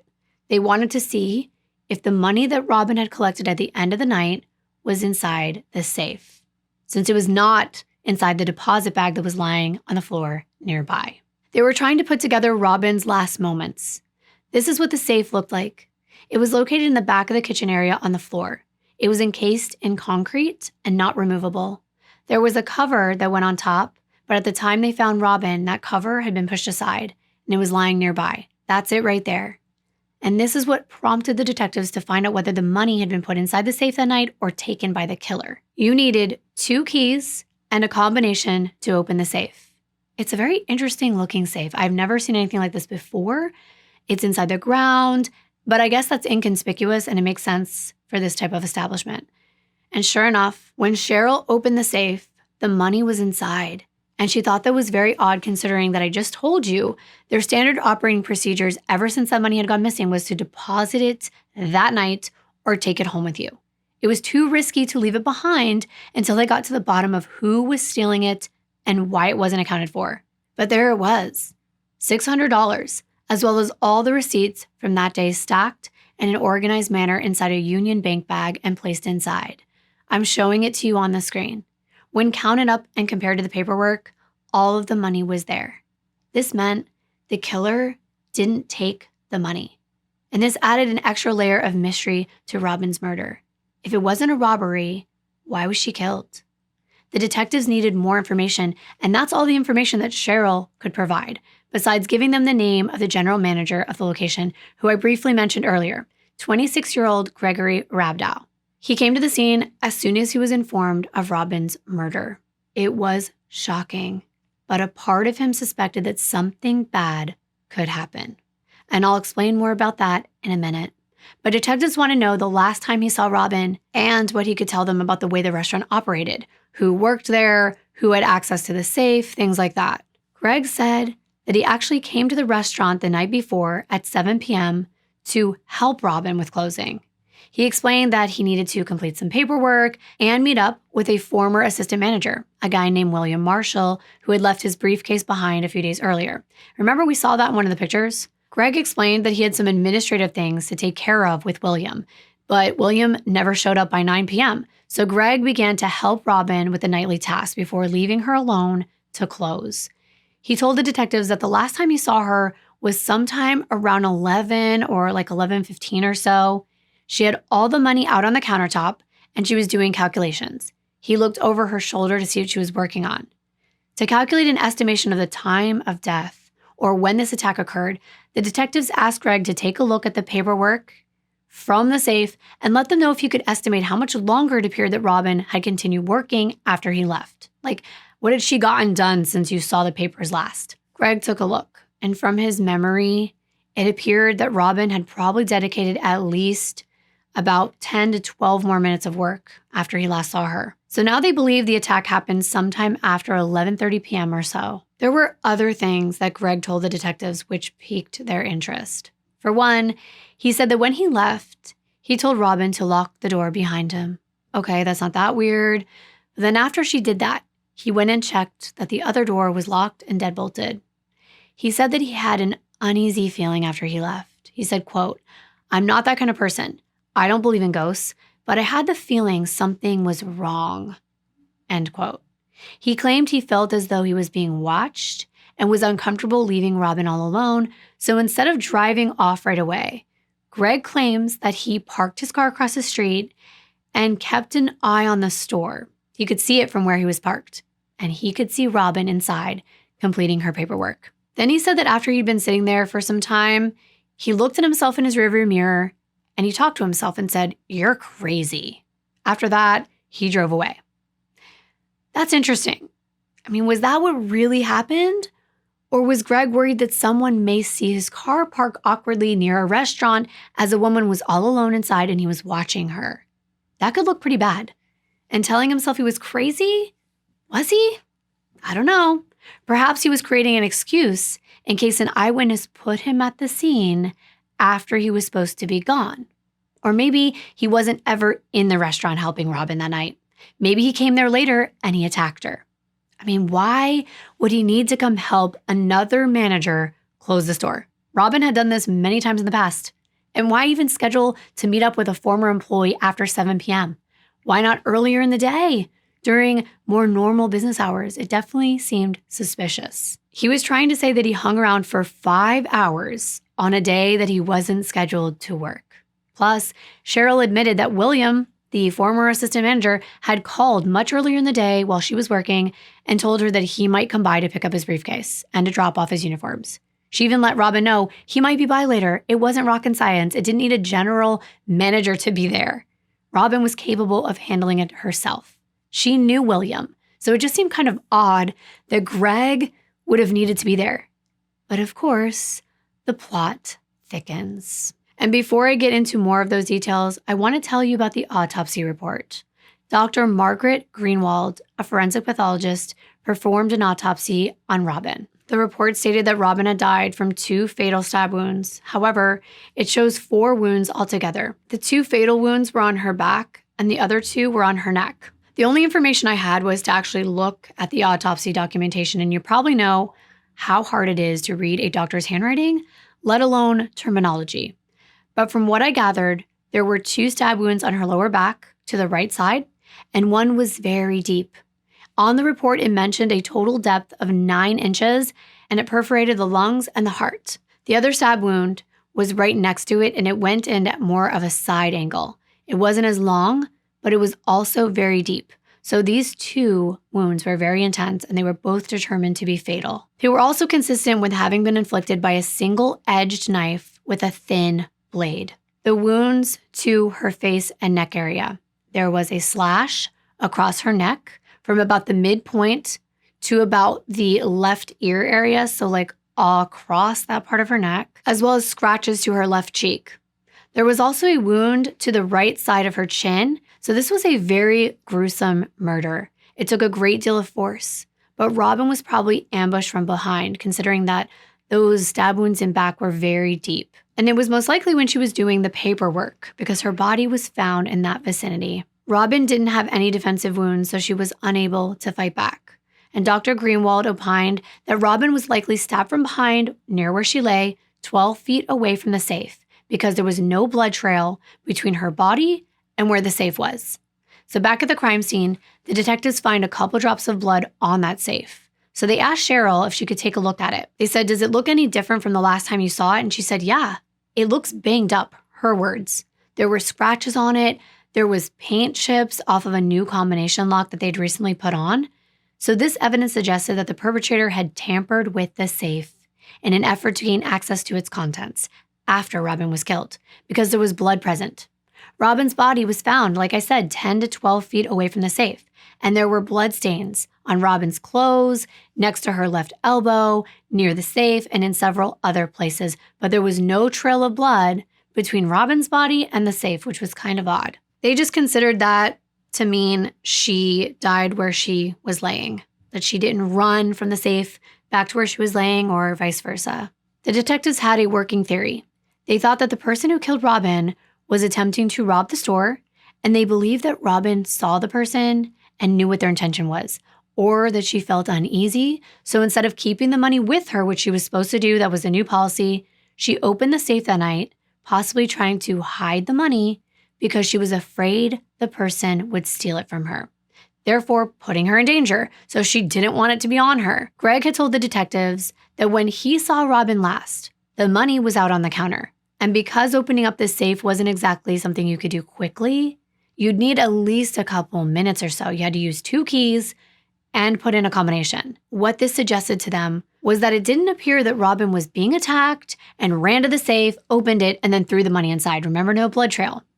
And it was stacked in an organized manner.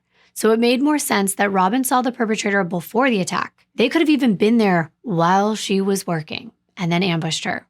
Robin was a cautious person. She would not have just let anyone inside that store. And we know there's no sign that anyone broke in.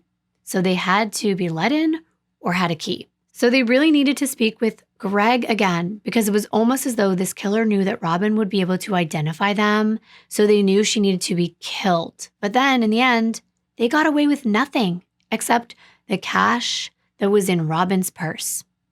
And it kind of didn't make sense that it would be Greg because he had the keys and the combination. He could have easily opened the safe at any time, and he definitely didn't need to kill Robin to get to it. But if it wasn't him, would he have any idea who else could have done this? Greg, of course, cooperated, providing more information about the missing money, and seemed to be pointing the finger at someone else. Greg explained that he had taken issue with this former assistant manager that I mentioned, William Marshall, from the very beginning of him working at that location on October 2nd of that year. William had trained over at another location in Fountain Valley a month earlier in September. And after training, William was placed at the Torrance location under Greg's supervision.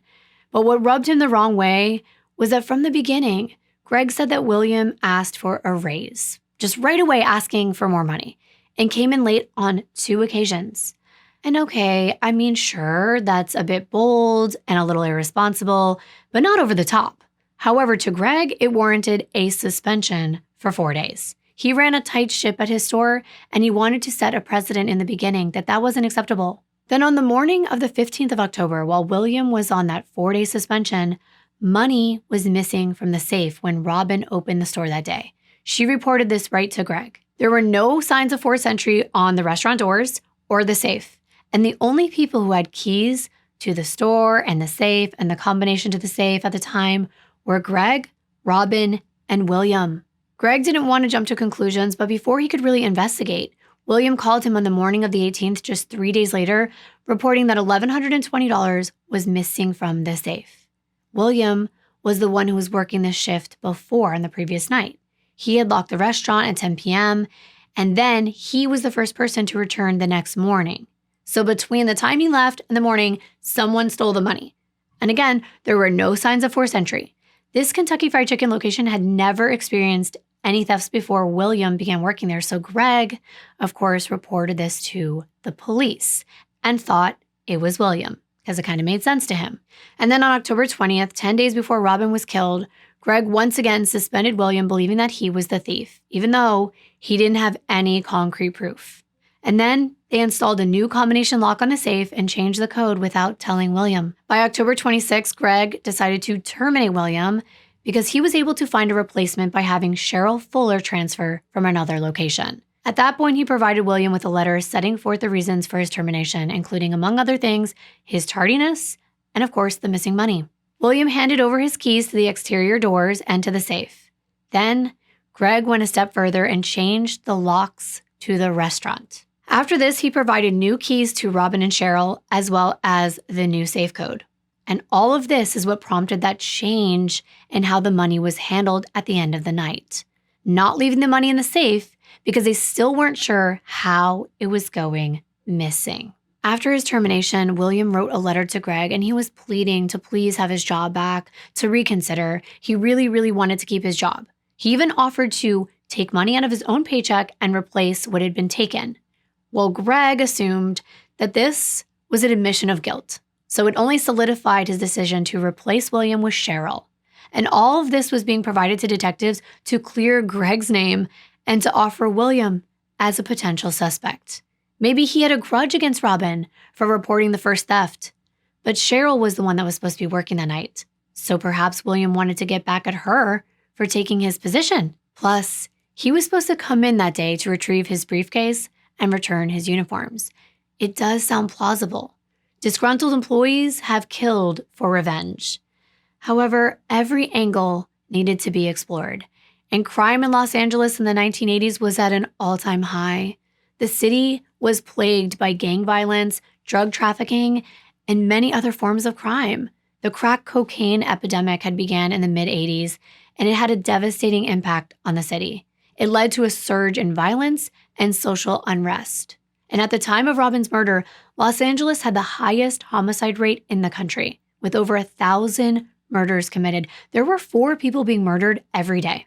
Los Angeles also had a high rate of other violent crimes like robbery, carjacking, and assaults. And they experienced a number of high-profile crimes in the 80s, which included murders of celebrities like John Belushi and Natalie Wood, as well as the Hillside Strangler and the Night Stalker serial killings. The city was big, and it's a diverse place, and police officers had to be prepared to deal with a wide range of situations. And the thing is, if you live here in LA like I do, you'll know that there's the city of LA and LA the county. LA the city is where a lot of these crimes were happening. LA County encompasses a much larger area than the city does, and though Torrance is in LA County, it is not the part of LA that was being ravaged with crime. Most of the violent crime was in South Central LA, which is here on the map, 31 minutes away from the beach town where the Torrance Kentucky Fried Chicken is located. This area is really nice. It's more upscale, and remember I said, Robin lived more inland, away from the beach, while she worked about 40 minutes away over by the coast. And as you get closer to the beaches, the more expensive it is to rent or own a home. This area isn't known for a lot of violent crime, so Robin's murder didn't seem to be related to a random act of violence. But they had to keep their mind open. So they went back to basics, combing through the clues at the crime scene. And unfortunately, there were no fingerprints found at the scene. Wow. And to me, that's surprising because so many people would have been working there, coming in and out. But I guess whoever cleaned that night did a really, really good job. So then they turned to the items that were collected from the back room of the restaurant where Robin was found. And something stood out to them, but they weren't really sure what it meant or if it meant anything at all. They were just grasping at straws, looking for anything to connect someone to this crime.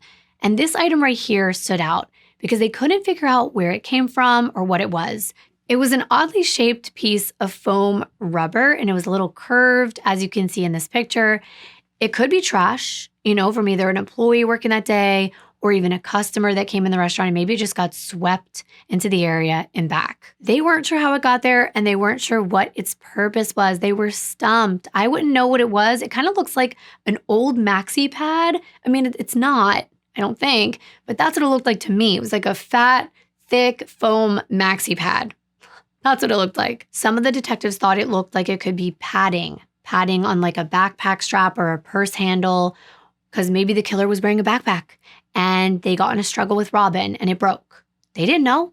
It was all speculation, but they did take note of it since it didn't seem to come from anything that Robin owned at the scene, like her clothing or anything like that. What I noticed right away was the piece of hair that was embedded inside. But again, no one knows where this item came from, but you'd think that hair would be a huge clue. That's my modern day, DNA brain thinking. But I have to remember the 80s investigative technology or lack thereof, and they weren't necessarily focusing on hair the way that we do now with DNA testing. However, hair was a big deal in the 80s. The forensic technique used was microscopic analysis, and it was done at the renowned FBI crime lab, where there were hair and fiber experts. And they would use these high-powered microscopes to examine more than a dozen physical characteristics, from things like pigment distribution to something called scale patterns, to even the diameter of the shaft and the length. But then there were more subjective observations like color and texture, because what one person sees as brown could be black to another person's eye. And if a hair is curly, how curly is it? Is it spring-like curl or a wave? Those characteristics were less reliable. And actually, the whole science of hair analysis is flawed. But that didn't stop the FBI analysts and the courts from accepting it as a valid evidentiary element to convict thousands of people. Even though there were no reliable statistics, jurors would accept what witnesses would say. And with each solved case that used hair analysis to put someone behind bars, it perpetuated this unreliable science. It wasn't until the mid to late 80s when DNA testing of hairs began, and it was still in its infancy.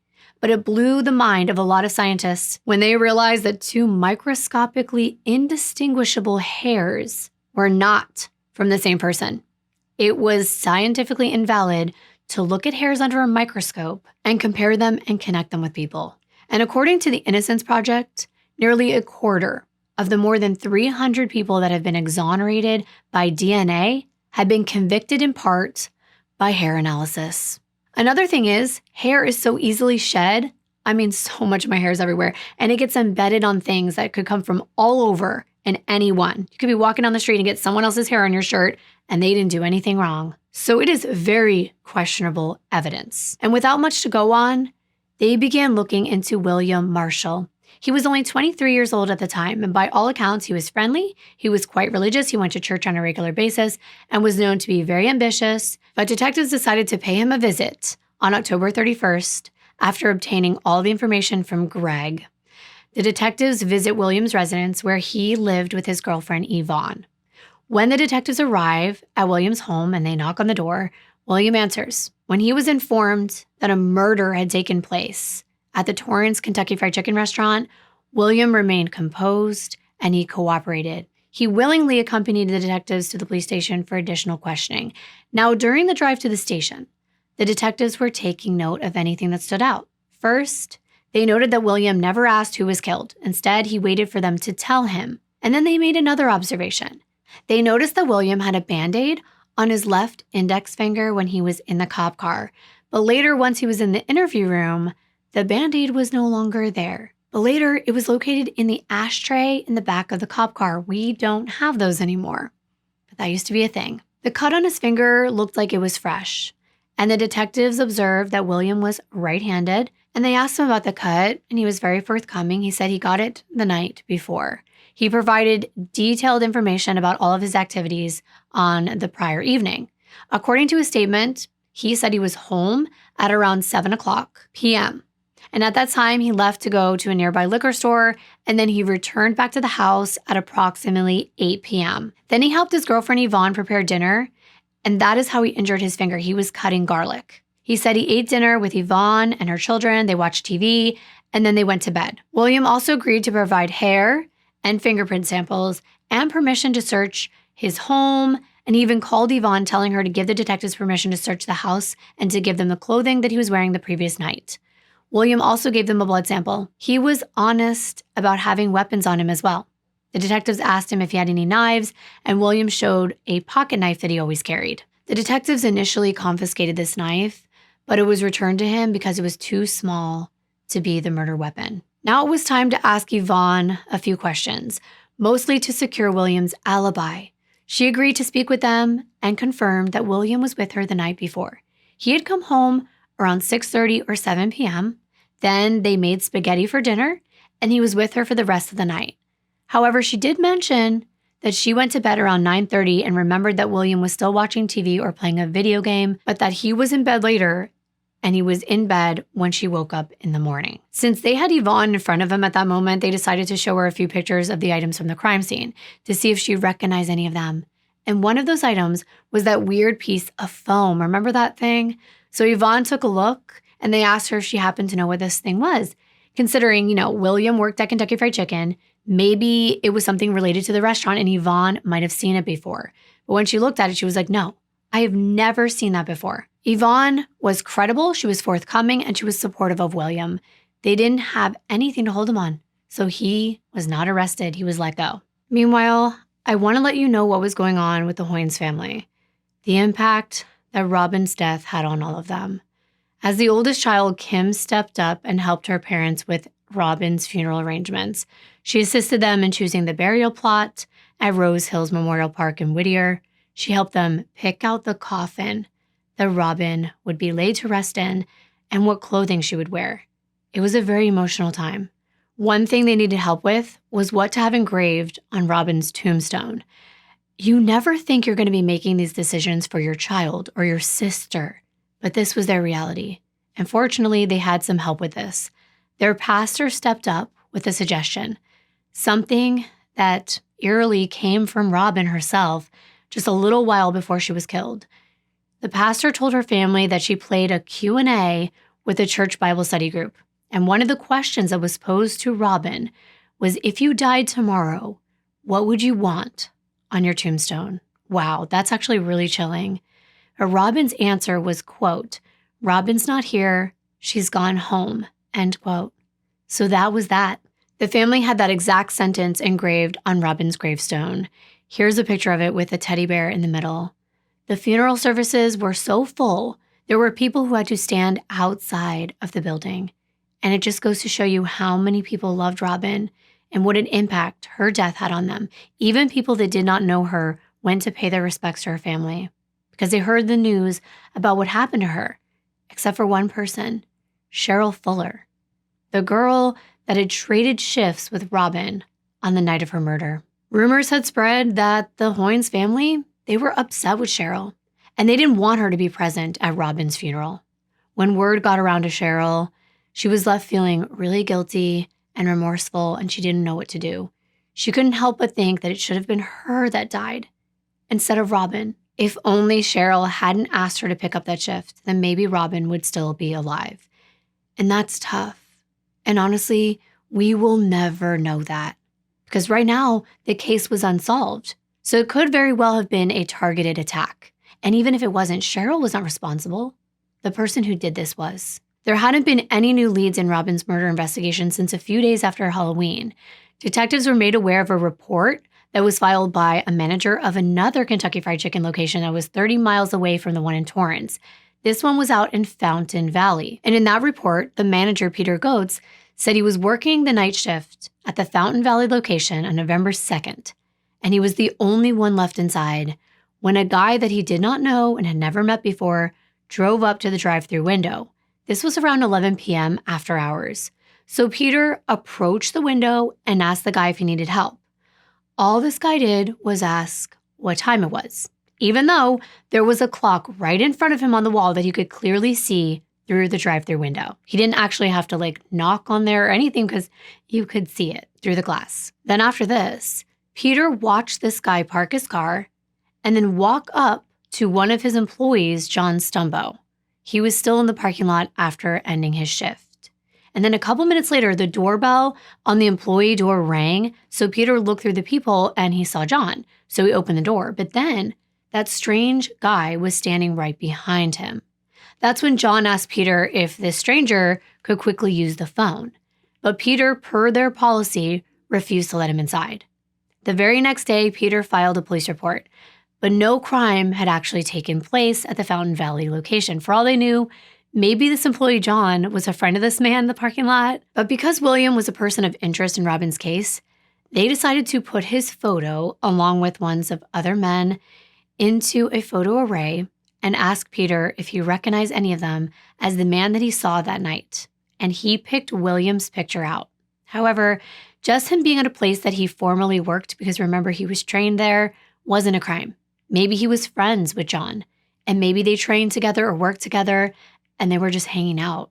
But Peter said he found it odd because the guy that he now thinks was William was wearing camouflage pants, a dark jacket, a knit cap, gloves, and boots, and he was carrying a blue bag. Well, it was 60 degrees outside, and most of us here, we do tend to wear jackets and coats and stuff because there is a slight breeze when it gets dark and chilly. So detectives weren't sure if this was suspicious or not. However, it was all they had to go on. So after coming up with a plan, they decide to start surveillance on William Marshall. They began on November 6th. They were following him in unmarked vehicles and wearing plain clothes not to tip him off. At one point, they did witness William buying some drugs, but they never saw him using them. But then, on November 10th, at around 9 p.m., they followed William back to that Fountain Valley Kentucky Fried Chicken, where he proceeded to park in a parking lot close to the restaurant, not at the one in the restaurant. But from where William was parked, he could see right inside the restaurant and there were 2 men and 1 woman working inside completing their closing time routine. The detectives noted that William was wearing a denim jacket and gloves. That's all they could see at this point because he was in his car, which is also what was reported as what the man Peter had seen on November 2nd was wearing. William just sat in his car, watching the employees for a little while. Then he drove off. And when they followed him, they saw him visit a couple other Kentucky Fried Chicken locations. Then he comes back to that Fountain Valley one. He walks up to one of the windows, and at this point, it's closer to midnight, and they observe that William had on camo pants, a denim jacket, a knit cap, gloves, and boots. And again, he's carrying a blue bag, just like what Peter stated in his police report on November 3rd. From what the detectives had observed, it looked as though William was casing the place. So they were concerned for the safety of the employees, and they decided to pull William over at 12:45 in the morning on November 11th as he was getting off the freeway, and they arrested him.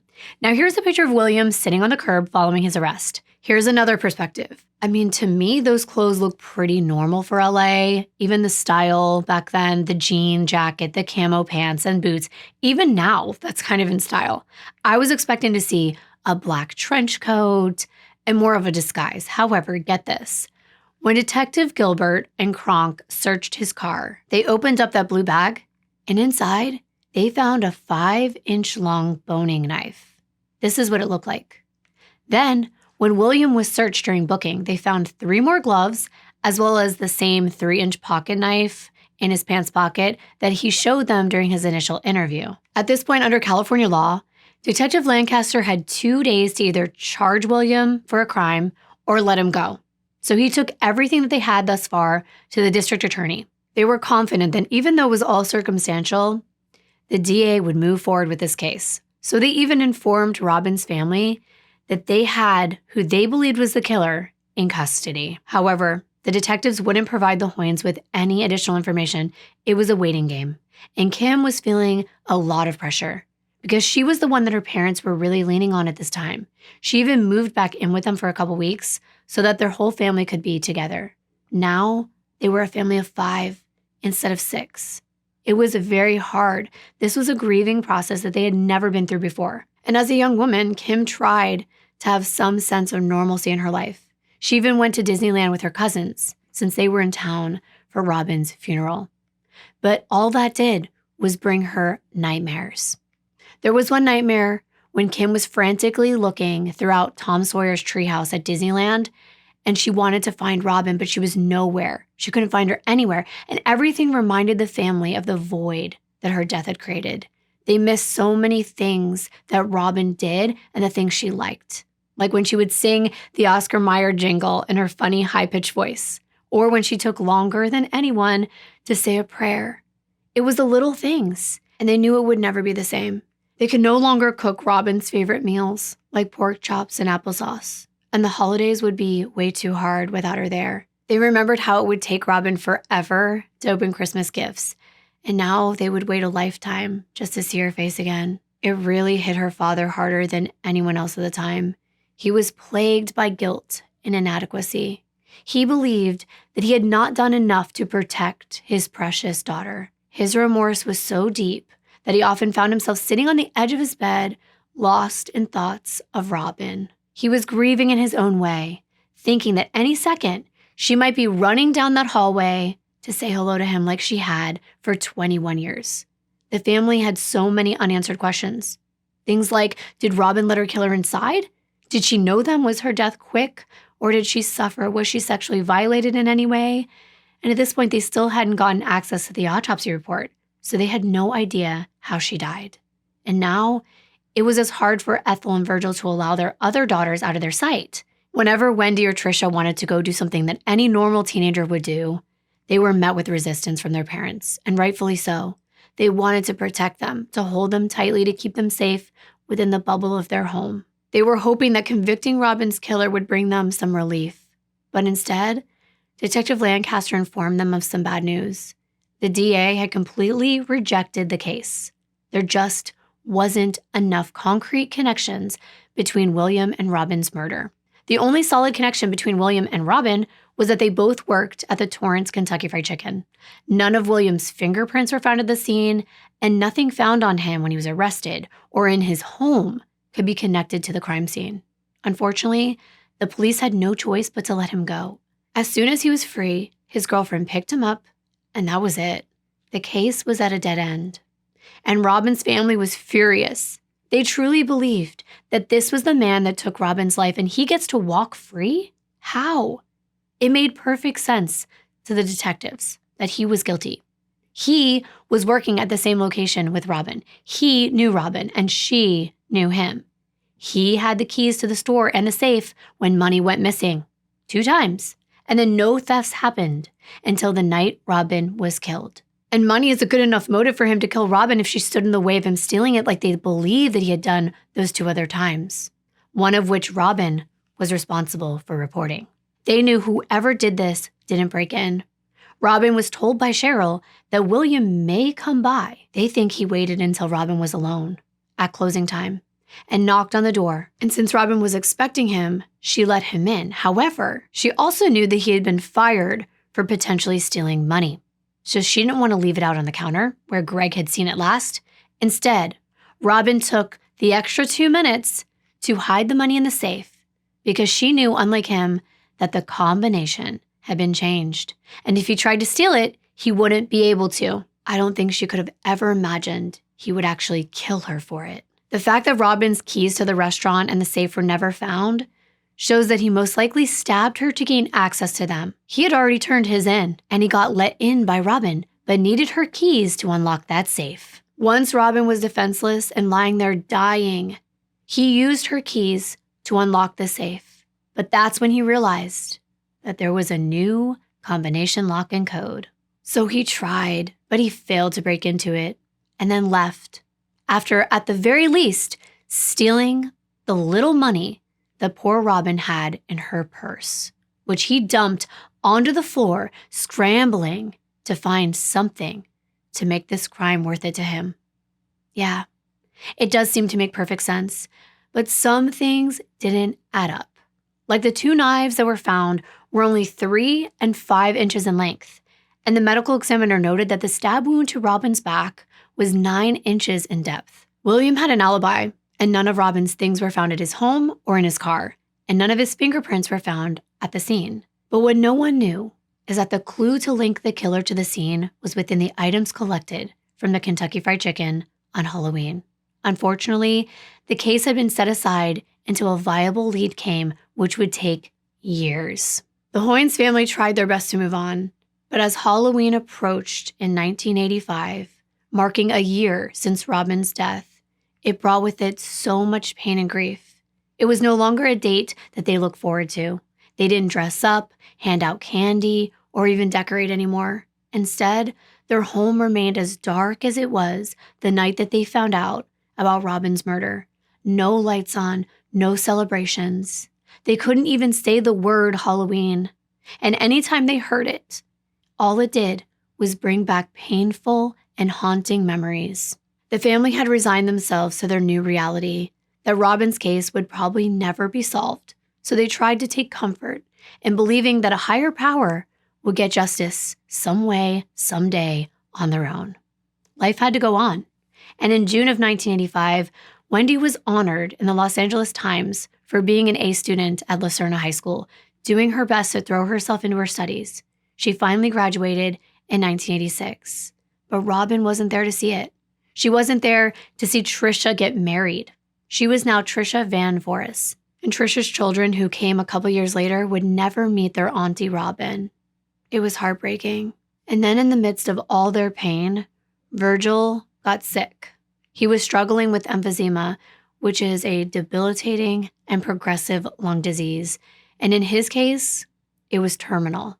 For years, he had battled not only the physical limitations, but also the weight of all the emotional pain he felt and the grief from Robin's untimely passing. It continued to haunt him, leaving a deep scar emotionally. And in 1995, in the face of such immense suffering, Virgil made the heartbreaking decision to take his own life. The Hoynes had to face another family tragedy.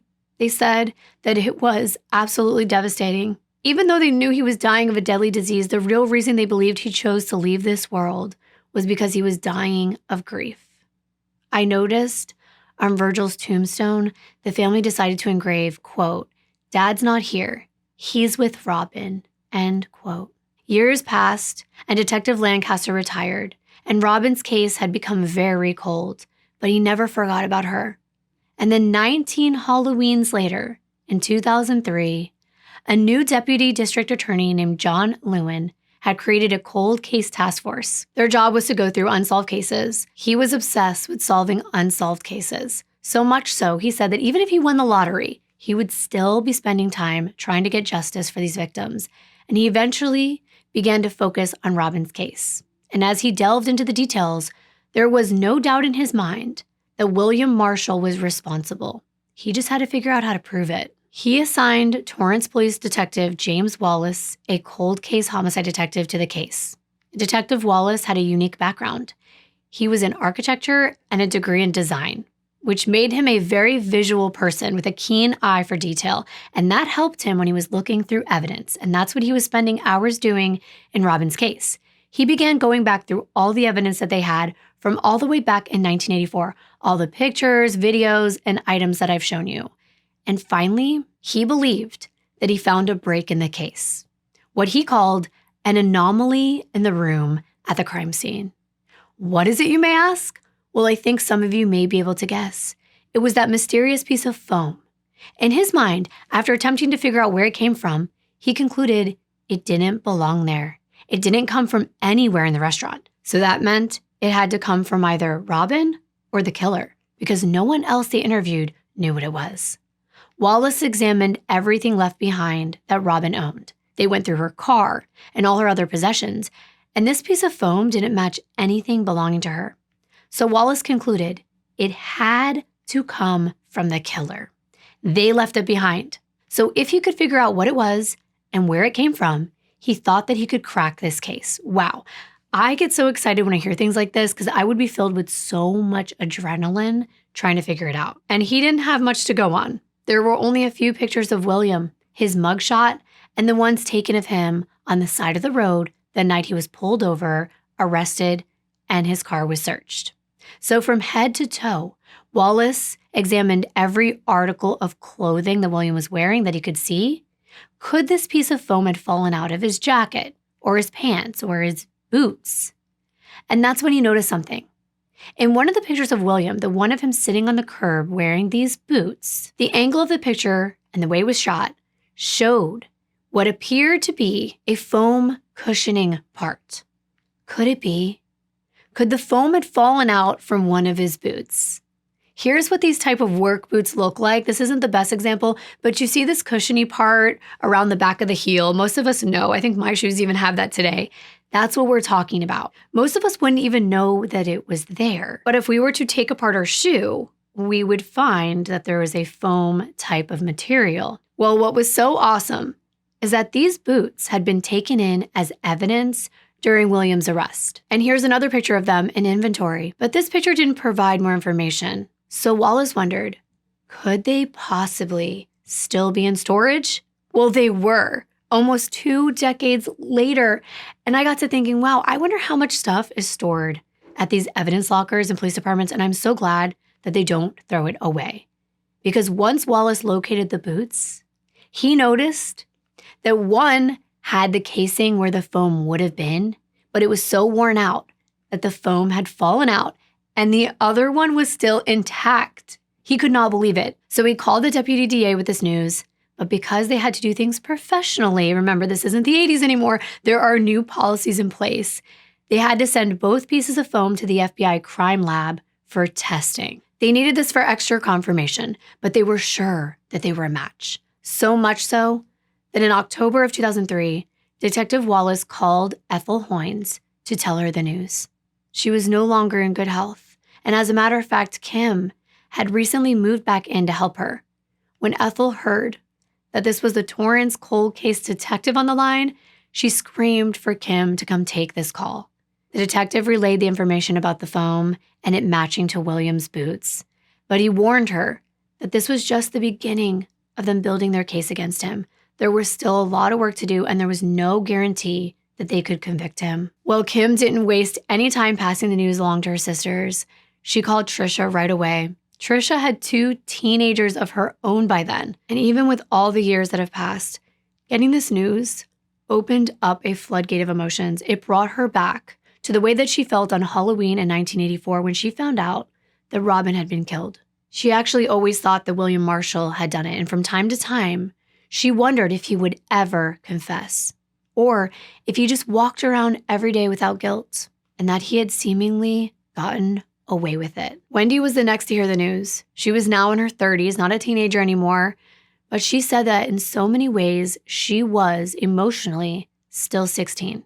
She had so much trouble going through the rest of her teenage years after losing her sister, her best friend, and being so young, she wasn't equipped with the emotional maturity to truly come to terms with Robin's death. She lived in a state of fear, imagining that William would come kill the rest of their family.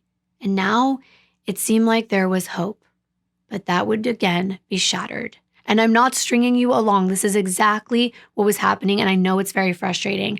But after weeks of waiting, the FBI had those results from the testing on the 2 pieces of foam, and they were not chemically a match. The boot foam taken from the boot that was inside the evidence tote had the same texture and color as the foam that was at the crime scene, but it contained phthalates. And the loose piece of foam did not. And phthalates are a group of chemicals that are used to make plastic more durable and flexible. And the forensic examiner concluded that she could not say whether or not the piece of foam came from either one of these boots. This inconclusive evidence left the detectives questioning whether they had enough proof to charge William with this crime. Detective Wallace came up with a theory about the phthalates. Maybe they formed on the boots because they'd been stored in a plastic container for as many years as they did, which also contained phthalates, while the other piece of foam was stored in a paper bag. But it didn't matter. The conclusion was that the science says they aren't a match. And that was all they had to connect William to the crime scene. It was now 2004. They didn't want to give up, so they had to take a different avenue. They wanted to track William down to see what he was up to. What was his lifestyle like? Was he living a life of crime? Maybe he was in jail. But actually, they found the total opposite. William Charles Marshall was living in a quaint, rustic community known as Mountain Center out in the San Jacinto Mountains. I would describe this area as very out in the middle of nowhere. Look at it. There's nothing but mountains, and it's almost 3.5 hours away from where he and Robin used to work at the Torrance Kentucky Fried Chicken. There's only about 35 people who live out here, and that's today. I don't know how many were out there in 2004. It's a 2-square-mile community. It's a really pretty area, and it's perfect if you don't want to be found. He had a pretty 2-story home with a nice big yard, but why would he move so far away? Well, as it turns out, William had been working as a firefighter for several years, and eventually he became the fire captain in the year 2000 for the Department of Forestry and Fire Protection at the Riverside Fire Department, which is only about 40 miles away from Mountain Center, where he finally settled down. But he wasn't known as William. In this close-knit community, people affectionately referred to him as Bill. He was now in his mid-40s, a dedicated serviceman, hard worker, who risked his life to save others. That's wild. That's not what they were expecting. It definitely made the detectives question whether or not they had the right guy. He was very unassuming, ordinary. He wore glasses, had a mustache, even a receding hairline. He no longer looked like the younger version of himself. He was a respected member of the community. He had done very well for himself, especially in the past 15 years with the fire department. And the residents, they trusted him, they were friends with him, and they said he was a really great guy. But when the detectives dug deeper, they pulled up criminal records from back in the late 80s, early 90s, a few years after Robin's murder. And sure enough, William had been convicted of burglary, and he was sentenced to 2 years in prison. That didn't seem like a coincidence. He was a thief, or at least had been. But that still didn't prove he was a murderer. And what about the alibi that his girlfriend gave? Well, they were about to track Yvonne down in the state of Ohio, and they had a plan. Detectives were going to be dispatched out to Ohio to speak to Yvonne on the same day that other detectives would locate William and his residence in Mountain Center. They would interview them at the same time so that neither one could speak to one another about the murder or their interviews. I'm going to start with what happened with Yvonne. It was April of 2005, and upon arriving at Yvonne's residence, the detectives located her in her driveway and they informed her of their intention to discuss an incident that happened 2 decades earlier. The murder of Robin Hoynes at the Torrance Kentucky Fried Chicken, and Yvonne was taken aback to say the least. This was a very unexpected visit, but she expressed her willingness to cooperate. However, she mentioned that her recollection might be hindered by all the years that have gone by, as well as a head injury that she sustained back in 2001. This injury, it had a lasting impact on her memory. It made it very difficult for her to recall details from the past. Nevertheless, she proceeded to tell them the same account she had shared with Detective Lancaster back in 1984. According to her statement, the night before Halloween, William Marshall was by her side the entire time. The alibi was still as solid as it was 20 years earlier, which would mean it would be impossible for William to have committed Robin's murder. Now let me tell you what was going on at William's at the same time. When they came to his door, not only did he cooperate with them, but he invited the detectives inside. And he was calm and respectful and willing to talk. When asked if he had any involvement in Robin's murder, he denied having anything to do with it. And when they asked if he was at that location on October 30th, he said he was not at the Kentucky Fried Chicken restaurant that night. He also told them when they knocked on his door that day, they opened up a chapter of his life that he thought he had closed. Well, since Wallace thought this might be the only opportunity to ask him this, he started to build a rapport by talking to him about everyday things. William's life, being a fire captain, just positive things. And eventually, Wallace gently began inquiring about the boots that were collected during William's arrest. He mentioned that they had a very interesting wear pattern. And he made this remark very casually, kind of like saying, man, how in the world would you wear out some boots like that? Almost like it was funny. And William was quick to explain that all of his shoes still look like that because he had a habit that he formed a long time ago where he never untied any of his shoes. He would just kick them off. You know, like one foot steps on the heel of the other while he's pulling the foot out of the shoe. And over time, his shoes would get very worn in the back. He even let the detective look at some of his shoes that he had right there, and all of them had the same wear pattern. Detective Wallace observed at least 15 pairs of shoes, and many of them were worn very badly in the same way. And this was in a very messy closet. He also noticed a pair of Vans shoes with thick padding at the back cuff area, which had the same pattern of wear in the collar as the boots in evidence. And he thought he was onto something. And what William wasn't expecting was what Wallace revealed to him next. He told William about that piece of foam that was found at the crime scene and how, interestingly, when they checked those boots in evidence, one of them was missing the same piece of foam. They even showed William a picture of what he was talking about. And William was like, okay, so you're trying to tell me that you think that this piece of foam from the crime scene came out of my boots? And he was like, yeah. And at that point, Wallace had even attempted to get some video footage of these worn out shoes, but William stopped him. He told the detectives, you know what? I've already had a lot of very negative experiences in regard to this case. His words were, quote, I feel like I'm going down. I'm spiraling away here quick, end quote. And then he said, maybe I should speak with my attorney before we get into anything else. So that's when the interview came to an end. They really hadn't gotten much further, and nothing transpired at Yvonne's interview either, until they were just about to wrap up and leave. When the detectives told her please contact them if she happened to remember anything else, that's when she stopped them. She was like, wait. There was something that stood out. She said that something stood out to her when she went to pick him up from the police station after he was released back in 1984, and I would be holding my breath, waiting for this woman to reveal it. Yvonne said she thought it was very odd that William was overly emotional when he got into the car. He was crying and he kept repeating how he's never going to get to heaven. He's never going to get to heaven. He's never going to get to heaven. Sure, he was going through a lot, but to her it was like, why would he be concerned with not going to heaven if he was innocent? However, this wasn't really a confession. If it was true, it was just merely another interesting piece of information. So Wallace decided to get a search warrant for Williams' house. And he went back there about a month later, hoping to get his hands on all of those worn out shoes. But instead, he didn't find that messy closet. No. Now it was all in order, with a shoe rack and several shoe boxes with brand new pairs of shoes. The badly worn older shoes, including the Vans, were all gone. Well, that's suspicious. But Wallace was able to find one pair of badly worn shoes on Williams' back porch that he must have forgotten about. You can see them in this picture if you're watching and not just listening. But they are like Sperry's.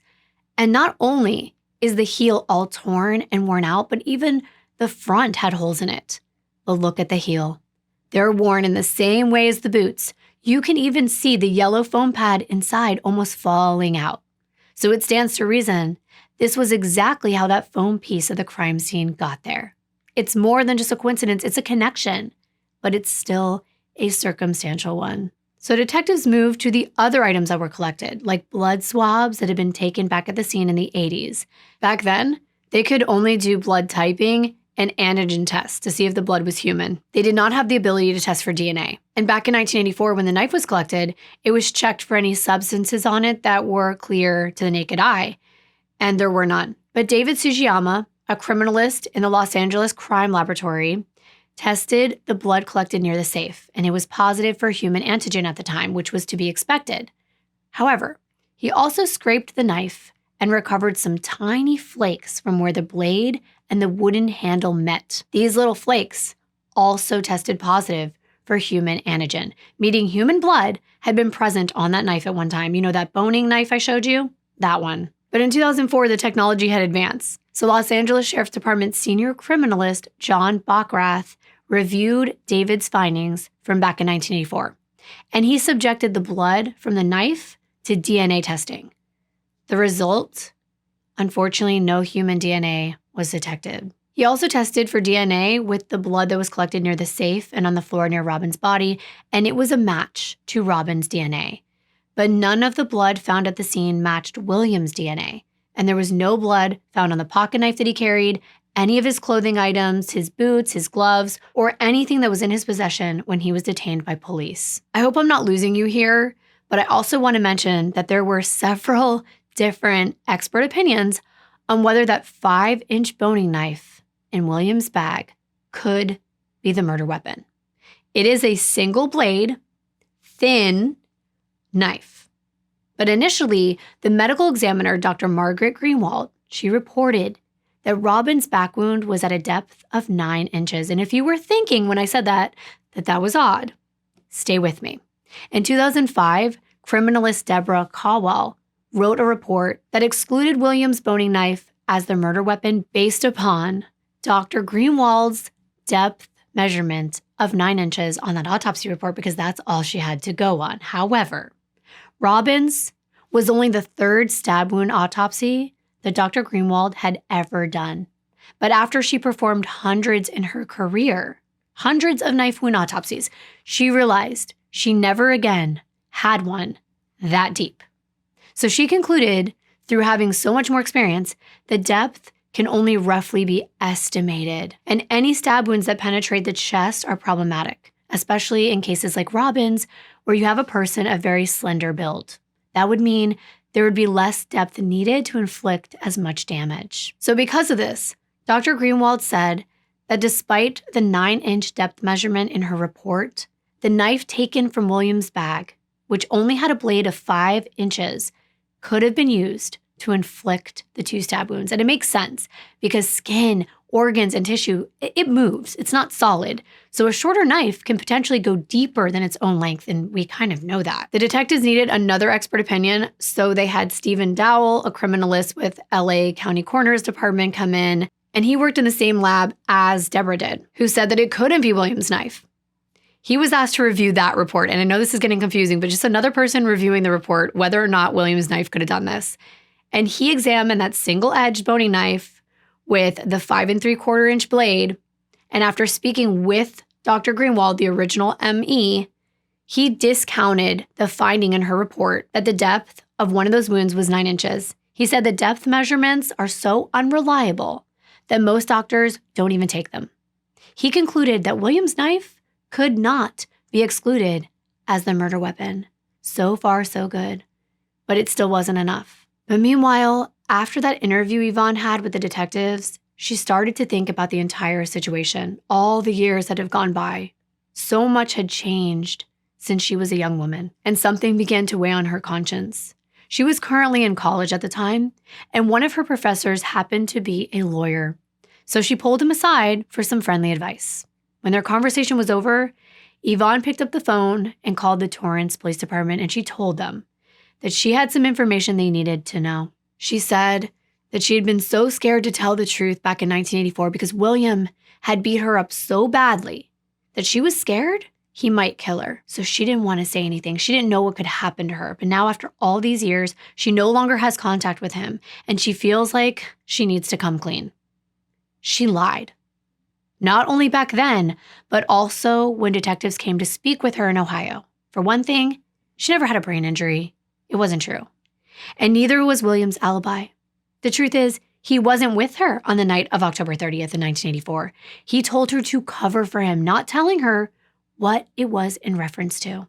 So his rock-solid alibi was all a facade. And that's not all.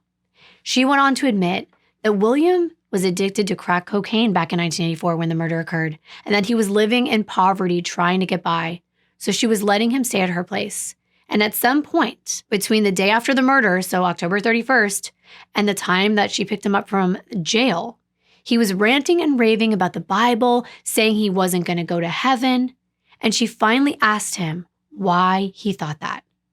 And that's when she said William confessed to her that he went out to that Torrance Kentucky Fried Chicken hoping to get his hands on that money that night, and that the female manager was there. He said that she had let him in, and he did not say that he stabbed or killed her, but instead, he made it appear as though at some point he left and came back or something, and somehow he saw her on the ground, stabbed. So it was as though he just stumbled upon her body. And he said at that point, he slit the young lady's throat. Because if she woke up from her, quote, original injury, unquote, that at this point he wasn't claiming responsibility for, that she could write his name in blood. What? That is so confusing. But that is when William admitted to Yvonne, I stabbed the young lady, referring to slitting her throat. He added that the woman never gave up the money. It was dropped down the chute. Whatever that meant, because Yvonne wasn't sure. And the police had never released any details about the restaurant, the safe, and what the procedure was when you needed to deposit the end-of-night funds. Sure sounds like exactly what happened. And this was a lot to take in. But Yvonne wasn't done yet. Remember when detectives showed her that photo of the piece of foam? Well, it's true. She didn't have a clue what it was or where it came from until a couple days after that interview. William wanted to know, what did you tell the police? What did they ask you? And she explained that they showed her a picture of an object. William asked her to describe it, and when she did, he pointed to his boot, and then he had something in his hand, something that looked exactly like the object. And he said, is this what they showed you? And Yvonne was like, oh my God, how did you get it? William was like, I didn't get it. This is the other one. What you described came out of one of my shoes, and what I'm showing you is the other one out of the other shoe. Then she said he threw the foam out on the freeway. Yvonne was nervous, but she was tired of keeping William's secrets. She felt a feeling of relief letting all of this out after keeping it for so long. After Yvonne recanted her original statement, William Marshall was left without an alibi. So a felony warrant was out for his arrest, and Detective Wallace made his arrest in September 2006 while William was working at his fire station. The news that the man suspected of killing Robin had worked for years as a firefighter for over 15 years shocked her family and the people of the town that he served.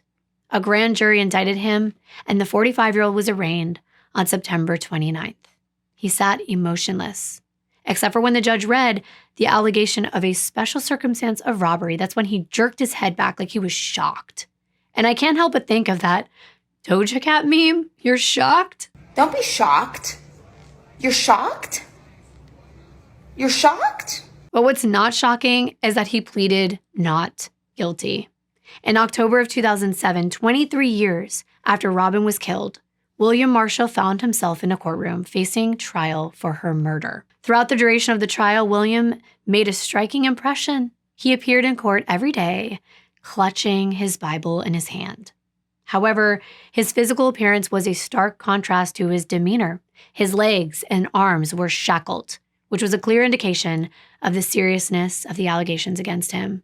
One of the key witnesses, of course, was Yvonne Williams, who had flown in from Ohio to testify against her former boyfriend who she hadn't seen in so many years. Yvonne recounted the statement that William had made to her. She testified, quote, "He said that if I was contacted by anyone, he didn't specifically say who, that I was to tell them he was with me," end quote. And then she told the jury about what I told you he said about slitting Robin's throat. Cheryl Fuller, the woman who switched shifts with Robin on the night she was killed and who also discovered her body, testified as well. Her emotional distress was evident during her testimony because as she recounted the events from Halloween 1984, the judge had to call for a break to allow Cheryl to gather her composure again. However, despite the weight of the situation and all of her guilt, Cheryl received some unexpected solace. After the trial concluded, Cheryl learned that Robin's family did not blame her. They never said she couldn't come to the funeral. And this revelation provided some much-needed relief for Cheryl. She had carried the burden of that guilt for so many years, and we don't always think about survivor's guilt or even what it's like to witness someone dead or who's been brutally murdered. Cheryl's life was forever changed. The prosecutor told the jury that it was obvious how cold-blooded this crime was. William knew that Robin knew him. He knew if he went in there to commit this theft, he would have to kill her, and he proceeded anyway for drug money. Nothing was going to stand in the way of his next fix, not even an innocent young girl. William had been arrested before Robin's murder for possession of PCP, so that was on his record. It wasn't just an assumption. The jury took only 5 hours to convict William Marshall for murdering Robin, and then her sisters spoke at his sentencing, and I really wanted to end with this because it's so important to allow their words to be heard and their feelings expressed. They had 23 years to think about Robin and her killer and what her absence has done to them. Kim began taking notes the last few weeks of the trial, trying to find the right memories to talk about and the right words to say to convey what a special person Robin was. For that moment, she wanted to paint a picture of her sister that would bring her back to life in the minds of the people in the courtroom, and I hope that I did that today, that I painted a picture of her that you can imagine and you can take with you so that she can live on in our minds. The foreman told the Hoynes family that his birthday was October 30th, 1984. He was born the day they got the heartbreaking news that Robin was dead. And now he was there as a juror. He grew up and was sitting on a jury that found the man that killed Robin guilty. Kim said that was God working. As her mother Ethel held up a framed 8x10 picture of Robin, Kim took a deep breath and she turned to William and she asked him, "Do you know what murder means?" She said from that moment, when you hear that, you wonder, did she die right away? Did you know what was happening? Was she sexually violated? And she said that her mom and dad worried about that until they were able to read that autopsy report weeks later. William didn't even flinch. She said, "William, you are responsible for this." When it was Trisha's turn, she expressed how hard it was to watch William Marshall day after day during the trial show no remorse for what he did to her sister. Trisha had never believed that Robin died quickly. She imagined that she suffered lying there all alone. And when she had to sit through all the testimony and the crime scene photos for the very first time, it was clear in her mind all of the pain that her sister went through. She was stabbed in the back. She never had a chance to fight back because Trisha knew she would have if she would have known that she was being attacked. But William cowardly ambushed her. Trisha hoped that if he didn't feel anything for her family, he at least had sympathy for his loved ones, saying, quote, "Now as you sit in your cell, day after day, year after year, I hope you spend a great deal of time thinking about the pain that you've caused your own loved ones," end quote. And then there was Wendy, the youngest of the Hoynes sisters. She had just gotten married 3 weeks before the trial had begun. She wished that Robin and her father could have been there. She referred to the previous 4 years of her life as a season of deep healing. And she addressed the court saying, quote, "My grief would come like a thief in the night, with no warning of coming or going. Like an unpaid debt, my pain accrued tremendous interest over the years and often overwhelmed me. Knowing the whole truth of Robin's murder would eventually set me free." End quote. And now she knew. But she went on to say, "The truth is you never make restitution for your actions because you can never bring Robin back."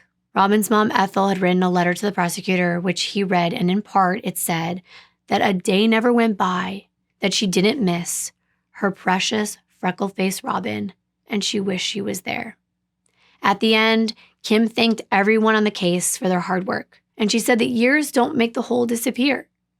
Torrance Superior Judge Mark Arnold called William Marshall evil and said that the way he stabbed Robin in the back was cowardly, and he showed a lack of humanity by his willingness to try to commit the same crime days later. Remember, he went to that Fountain Valley Kentucky Fried Chicken location. They know it was him. And the judge said that he should be housed in a maximum security prison. The sentence was life in prison without the possibility of parole. Case closed.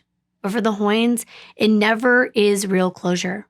However, that Halloween, in October of 2007, the same month William was put away, Ethel turned to Kim and said, "I guess we need to buy some Halloween candy." And that actually made my heart sink a little bit. But at the same time, I understand that to many people who don't know the story, it wouldn't seem that important. But the last 23 years of their lives, after Robin was killed, they never handed out candy at the Hoynes residence in Whittier. But now Ethel was ready to, because justice had been served and the monster was no longer walking the street among trick-or-treaters who were merely pretending to be as evil as he really was.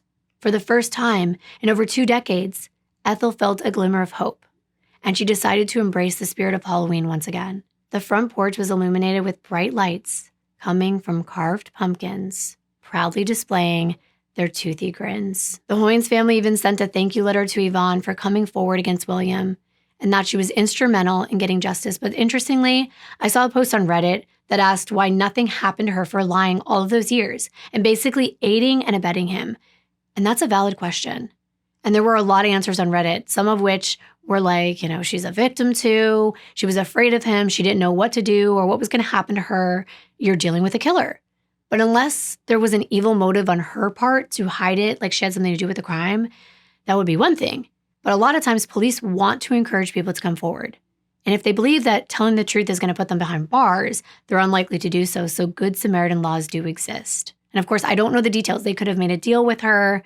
There are so many reasons why she wouldn't have been considered guilty of a crime. As the night fell on October 31st, 2007, Ethel and Robin's sisters awaited the arrival of trick-or-treaters. The sound of children's laughter echoed through the once silent halls, filling the house with a renewed sense of life and joy. Ethel and her family happily handed out candy to the eager youngsters, cherishing every smiling face that crossed their path. Year after year, the tradition of decorating the house and handing out candy continued as a reminder of Robin's spirit and the strength that had propelled Ethel, Kim, Trisha, and Wendy through the darkest time in their life. I thank all of you so much for being here, and I hope that you think of Robin and her family, especially on Halloween, from now and going forward. I will see you in my next video. Bye.